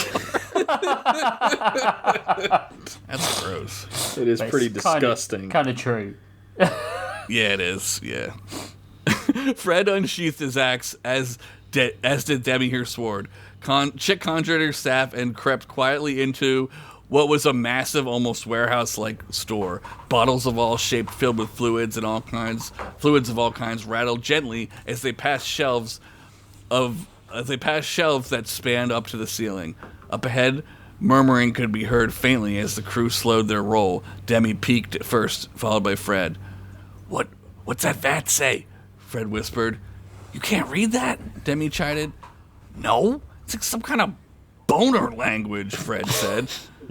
That's English. And it says nitroglycerin, Demi finished. Oh, like that Bush song.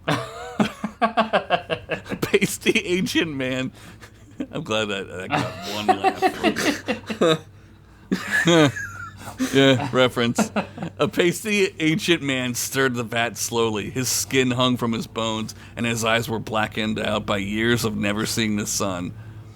I don't like this, Chick said. The stuff smells wrong.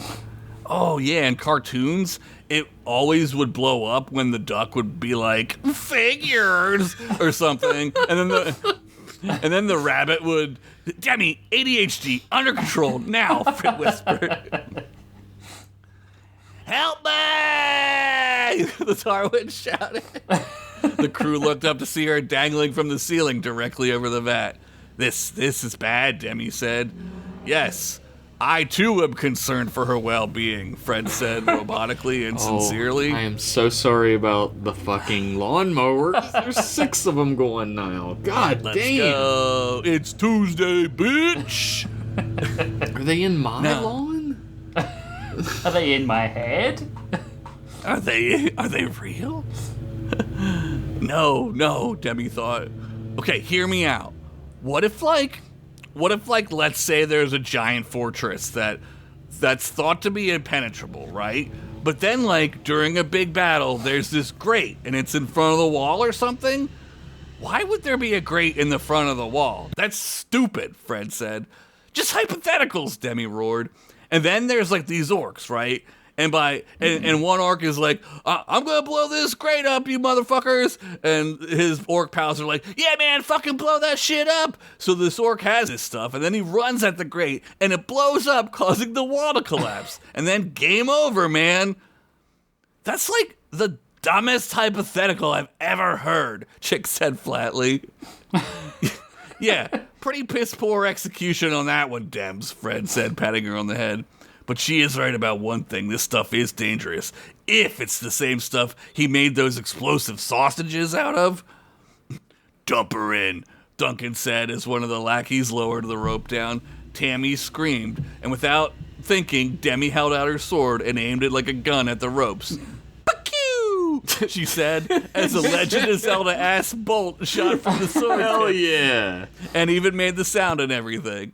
"Girl Zelda, bitch!" Demi said as she ran out from cover. Girl Zelda. Chickpea swung her staff around and formed a ski slope of ice that Tammy landed on and slid down to the floor.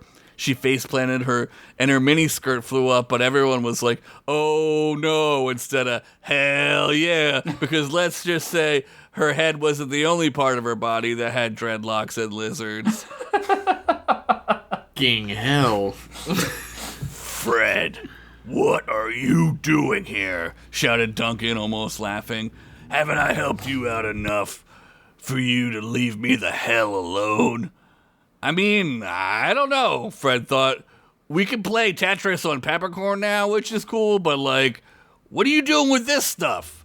Now, don't worry, Fredo. This substance will change the world. I foresee an end to all wars with its destructive power. The destructive power of Duncanite. "We are ready, boss. I've loaded the last casks onto the ship," a lackey said. The "Consider lackey this has a funny voice, too. It's got a lisp. "Consider this vat a loss," Duncan said as he lit a cig all cool under his fedora like a cool guy would. "Hate to chat and run, guys, but you might want to start hauling ass out of here." Duncan threw the match. As it hit the floor, it quickly caught fire with the thousands of chemicals once spilled here. "Fucking run!" Fred shouted. He picked up all three ladies like some kind of lady forklift and ran as fast as he could in slow motion. That's fucking brilliant. What a brilliant sentence. Sorry. Behind him, this explosion was magnificent. It went up like a fireworks factory and a random industrial factory in Beirut combined. Chick quickly raised his shield and that planted them in place as the explosion roared above them. The fire was so hot it almost melted the magical shield, but Chick held firm, and then everything went black. Fred opened his eyes. He rubbed the floaties and fog out of them again and looked to his right and saw Chickpea. "Ah!" he screamed. "Ah!" she screamed back. Tammy lay next to Chickpea, and she woke and also screamed. Demi ran into the basement and calmed them down, followed by Sid and Ugla. You guys, Jesus, what the fuck is your problem?" Ugla said. "Nothing," Fred shot out, but he was lying because he had a boner, and he was laying next to his ex-girlfriend, and his sister had just walked into the room. Finn. What a horrible way to end. Poor guy. I love Tammy. Tough. Tammy needs to come back. Man, I have a voice. It's shot. It's gone. I was laughing during a lot of that. I literally, for the first time in the history of us recording on Discord, said, well, if it fucks my audio up, it fucks it up. I have to turn my audio off. Because it was like shaking my window and almost peaking my mic how loud it was. I could only hear it a little bit, but I did hear it at the end. I'm glad that it's mowing season. I feel like we're at home again. We're finally back where we belong. This is where we belong in hell. Mowing hell. I thought Jeff was getting attacked by giant killer bees for a little while. Yeah. God, they would have to be the size of fucking helicopters to make the sort of sound that's making outside my fucking window. Anyway, that story was fucking excellent. I was want great. Tammy to come back very badly. Okay. I like All right, I like Doris as well. Doris is good. Doris is Yeah. very funny. I love how you did not even bother to explain why her name is Bloodsuck as well. Because it's vampire. They're all named that. They're all It's like named be- Bloodsuck. Yeah, it's like being named Patel and being from India. Yeah, true. Oh, true. okay. Or So Smith. it's like a standard Or vampire Smith, name. yeah. Or Kenobi. Or Ben. Old Ben Kenobi. That's a standard name we all have. It's like being named John Smith, apparently. Yeah. It's being named Old Ben Kenobi and still wearing your Jedi robes, and everyone on the planet knows who you are. Oh, man, you gotta read that book. That book is excellent. War and Peace. No! It's called Star Wars. The book is called Star Wars. There's no Obi-Wan. subtitle. It's just called Star Wars. Check The it out. one with Obi-Wan, where it's like right as he gets to Tatooine, and how like I've he never has to, heard of like- anyone named Obi-Wan. Are you talking about old Ben Kenobi? Sorry, my bad. I'm talking about old Ben Kenobi. Oh, that old hermit. He lives out past The Dune Sea. Dune Sea. Yeah. Cutting up whales for some reason. Where's crate? Yeah, he does- Is he cutting up a crate dragon? I think it's a whale. I think I think it's it's a sky- whale. It's a sand whale. Sky whale. I don't know. Well, that meat looks good. Anyway, Yeah, I good. wouldn't put it in my pocket. Made me No, want I to eat a wouldn't. whale. You know what I'm saying? Yeah, I only eat things that are smarter than me, so I eat a lot of things. I'm having to start to eat bugs now. 'Cause they're getting pretty smart out here. I can't eat stegosauruses though. They're No. still dumber than I. Thumb! Boom! So fucking good. Excellent stories this week, guys. Very happy to be here. Let's close the cover. Okay. Let's close the cover on this week's stories. Prompt generator time. Let's grab where I have put prompts because the prompt wheel Oh, has... what? So you've already done them? Is that what I'm hearing? No, the prompt wheel has not been working for the last 5 minutes while I've been trying to spin it. So, right, okay, let's assign this. The first one is Towers by Squid Ludwig. How have we not had towers? It's a I know. classic. That is a classic. Wait, did we not have towers? Because there was We've a had tower in my in one of my stories that was made of flesh and stuff, and I don't think I would make that for nothing. I wouldn't make that for nothing. I wouldn't make that for nothing. All right, let's check. Let's check if we've had We- towers. We've had. I'm telling you, we've had it. All right, okay. I thought we had prisons. I'll do it again, bitch. Yeah, I don't care. I'm not saying like. What's the second one? All right, towers and bum bum bum bum. Oh God, will you please work?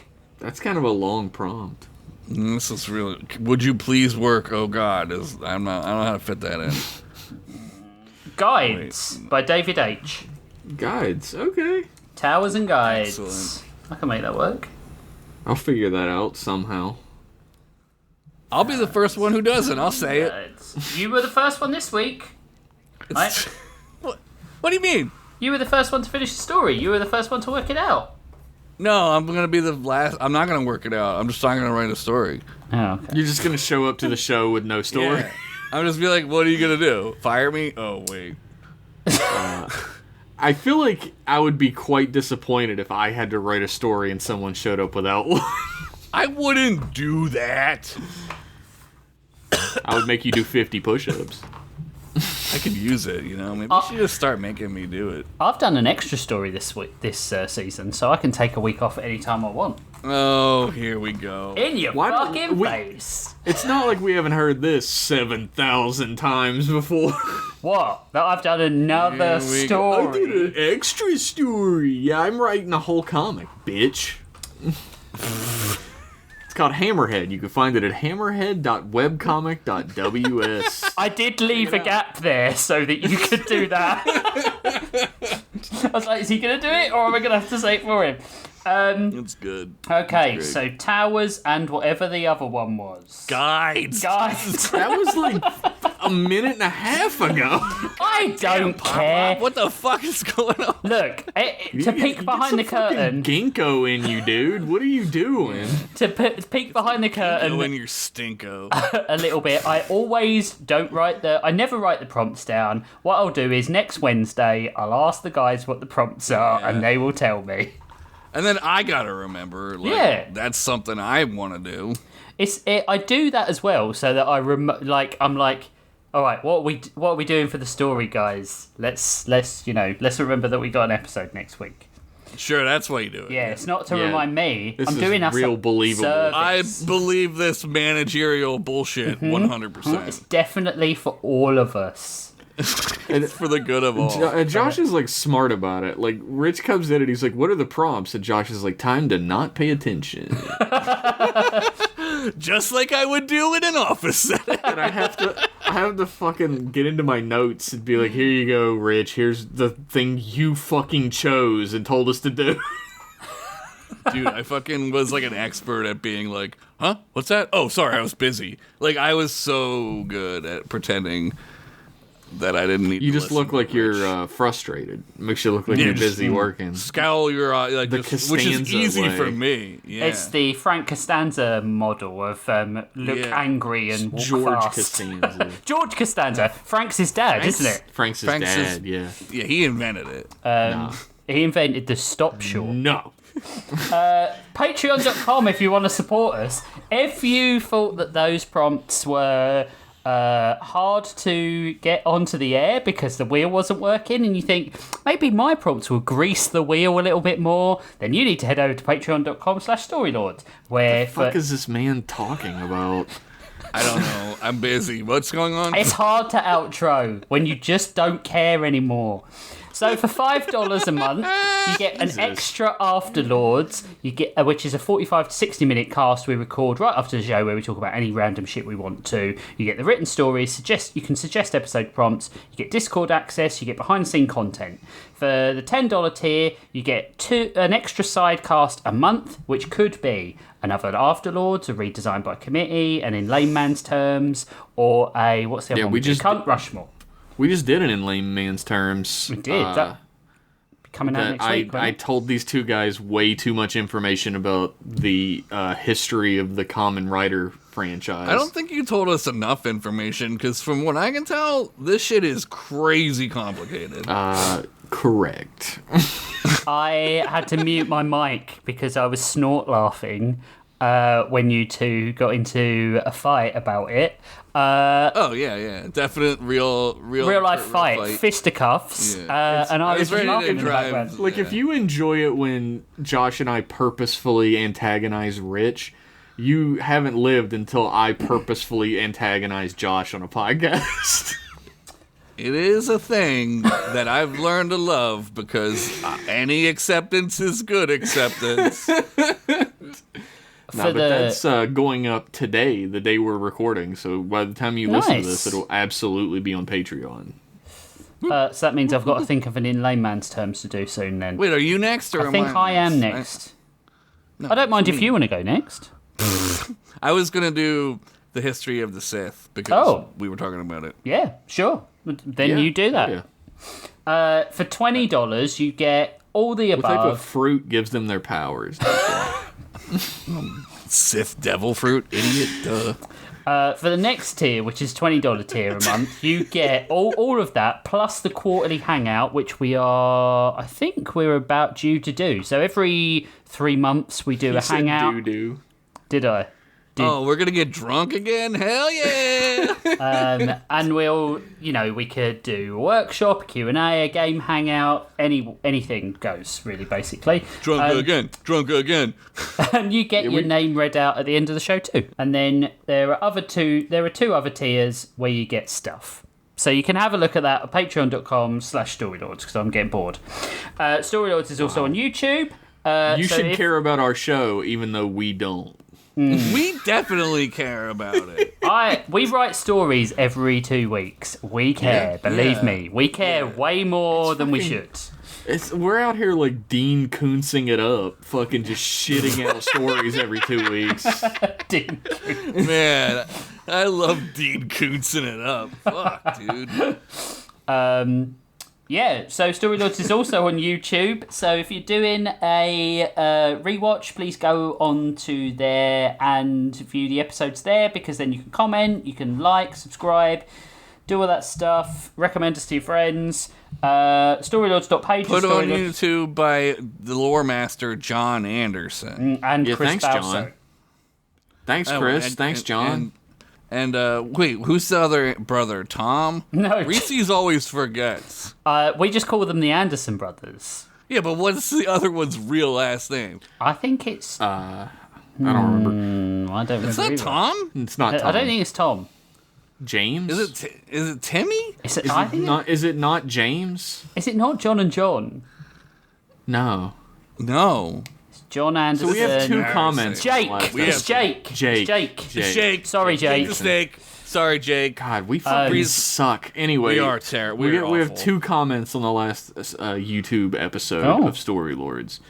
One is from 4NZ1, and it says, "Yummy, yum, yum. Love ya, lords," with a heart. I'm glad we're hitting that robot demographic. And Gremlin Eye Elf says, "Hold on, the boys just straight up fuck this episode?" With like 100 exclamation points and question marks. Yes. That's not surprising to me. But If we did super that, shocking. If we did that, it would be a Patreon exclusive, naturally. Yeah, we call it a sex exclusive. So, you can review us on each episode that we do. You can leave reviews on the Discord page, or you can leave reviews on iTunes, and we'll read them out on the show. If we ever had any. This is where we put our review bit, if we had any. Exactly. I'm going to pass over to Reese's now to do his regular information for the Patreon fans. If you want to be one of these, then you need to stump up some money, bitch. What are you doing? Wow. Hey, British guy, what's the one Henderson brothers' name? Tom? John and Jake. Jake? Jake. And John? Yep, that's it. All right, I'm definitely going to remember that. Yes, hello everyone. It's me again, the guy who does this part. All right, let's start out this week with our lawyers have asked us to apologize for some of the spells I've been giving out to our higher tiered patrons. So let's Lord of Lords, Squid Ludwig, I apologize for giving you the spell of Honky Breath, which you claimed you wanted it to sound like a honk honk when you open your mouth. Instead, you just smell like macaroni salad, and you start quoting Friends a lot. The show Friends. Concubine of Lord Stephen. I gave you a spell called Lefty Loosey, which would help you unscrew any tight object like a mechanic or something. What I should have given you was the old adage is lefty loosey, righty tighty. This one is Z-axis, that's the crack, sis, and underworld axis, that's not correct at all, sis. Josh Henderson Lover 69, you wanted infinite poop? I mean, that's pretty straightforward, but I think you meant you wanted to infinitely not poop. That's an honest mistake on our part. I will rectify, pun intended, that, toot sweet. Hooch and Werewolf Bar Mitzvah wanted to like jazz music, but I spelled it jizz, so you guys have been having a really good couple of weeks, I think. Gordon Ream and the brothers Anderson, on the other hand, wanted infinite pee. I don't even know how that could be mistaken. I mean, I'm not gonna yuck your yum, brothers Anderson and Gordon Ream, but hello. Anthony Stoker wanted invisible vision, and I just gave him invisible eyes so you could see into his weird skull with all the weird goo in there, like muscles and whatever the fuck is in there. I don't even know. I don't want to look at that. Sorry, Anthony Stoker. Chris Balso and Rena Kemp wanted gun hands. Well, I gave them hot dog gun hands. Maybe you could be like a mascot for the World Cup, which is happening right now in these United States. Shooting hot dogs at unsuspecting tourists. Pez King and Ratty IRL wanted purple nurples? I must apologize because I gave you bits of crimson nurples. It's different. Slightly different, so I will rectify that again.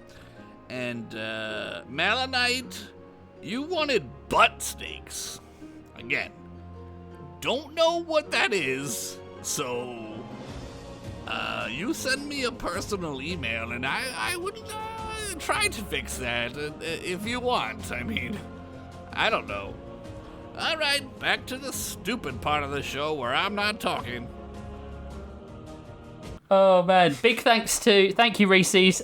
Big thanks to Greg Fuck for the you, idiot. Jesus. He says it with love. Yeah, he does.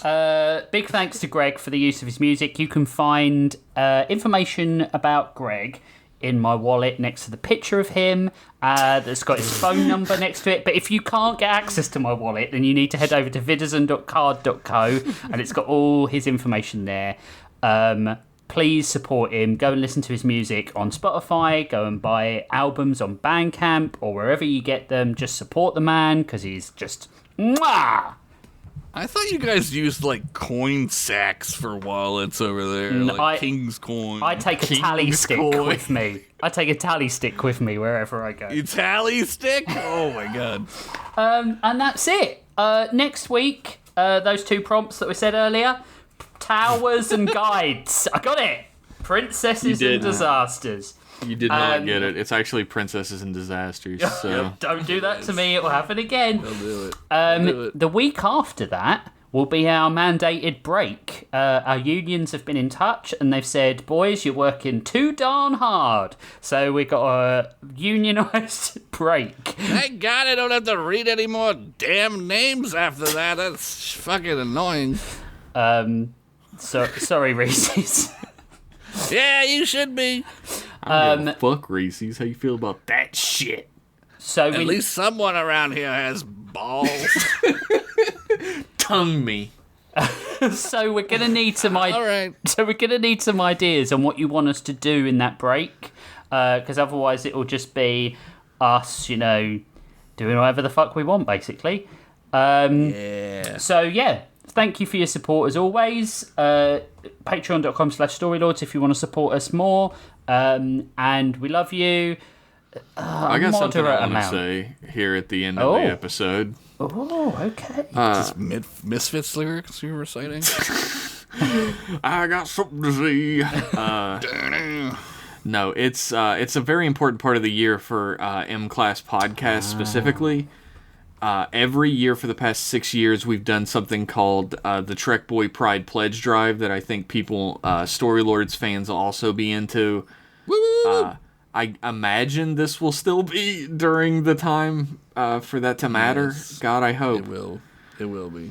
But I did the math. the Trek Boy Pride Pledge Drive is for the benefit of the Trevor Project, which is a suicide prevention and resource hotline for LGBTQIA plus teens and youth that has recently been defunded by the Trump administration, so it runs entirely on donation now.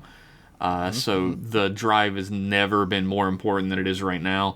To take part, all you have to do is head over to give.thetrevorproject.org/mclasspodcast and donate whatever you can spare to safeguard the future of our LGBTQIA plus kids, even in the face of every backwards fucking moron who is fighting against it. We have made over, in the 5 or 6 years we've been doing it, we've made over $13,000 for the Trevor Project. Woo! And Woo! we are hoping that this year we could smash past our goal. Last year we made $1,700 and a little bit of change. We would love to make $2,000 at least this year if possible. So Yeah, or double it. Yeah. Fucking 13 more thousand. Fuck it. just head over to give.thetrevorproject.org/mclasspodcast to take part. Thank you for giving me the space to do it, Rich. Okay. On your podcast. On this one, just donate to me. No. The Rich Project. No, please don't. Go to the The Trevor rich Project. get richer. Daddy needs an 8th fireplace. I need to get some more statues for my X-Men statue collection. Yeah, you're running a little low. Need is the correct word for the. I've been meaning to tell you. Need. Looks a little naked in there. It does. I'm glad you noticed. So, thanks for supporting us. Go support the Trevor Project. Support the show if you can. If you can't, we still love you. Just not as much because of money. Have a great 2 weeks, and we'll see you then. Love you. Bye. Bye bye. Ah!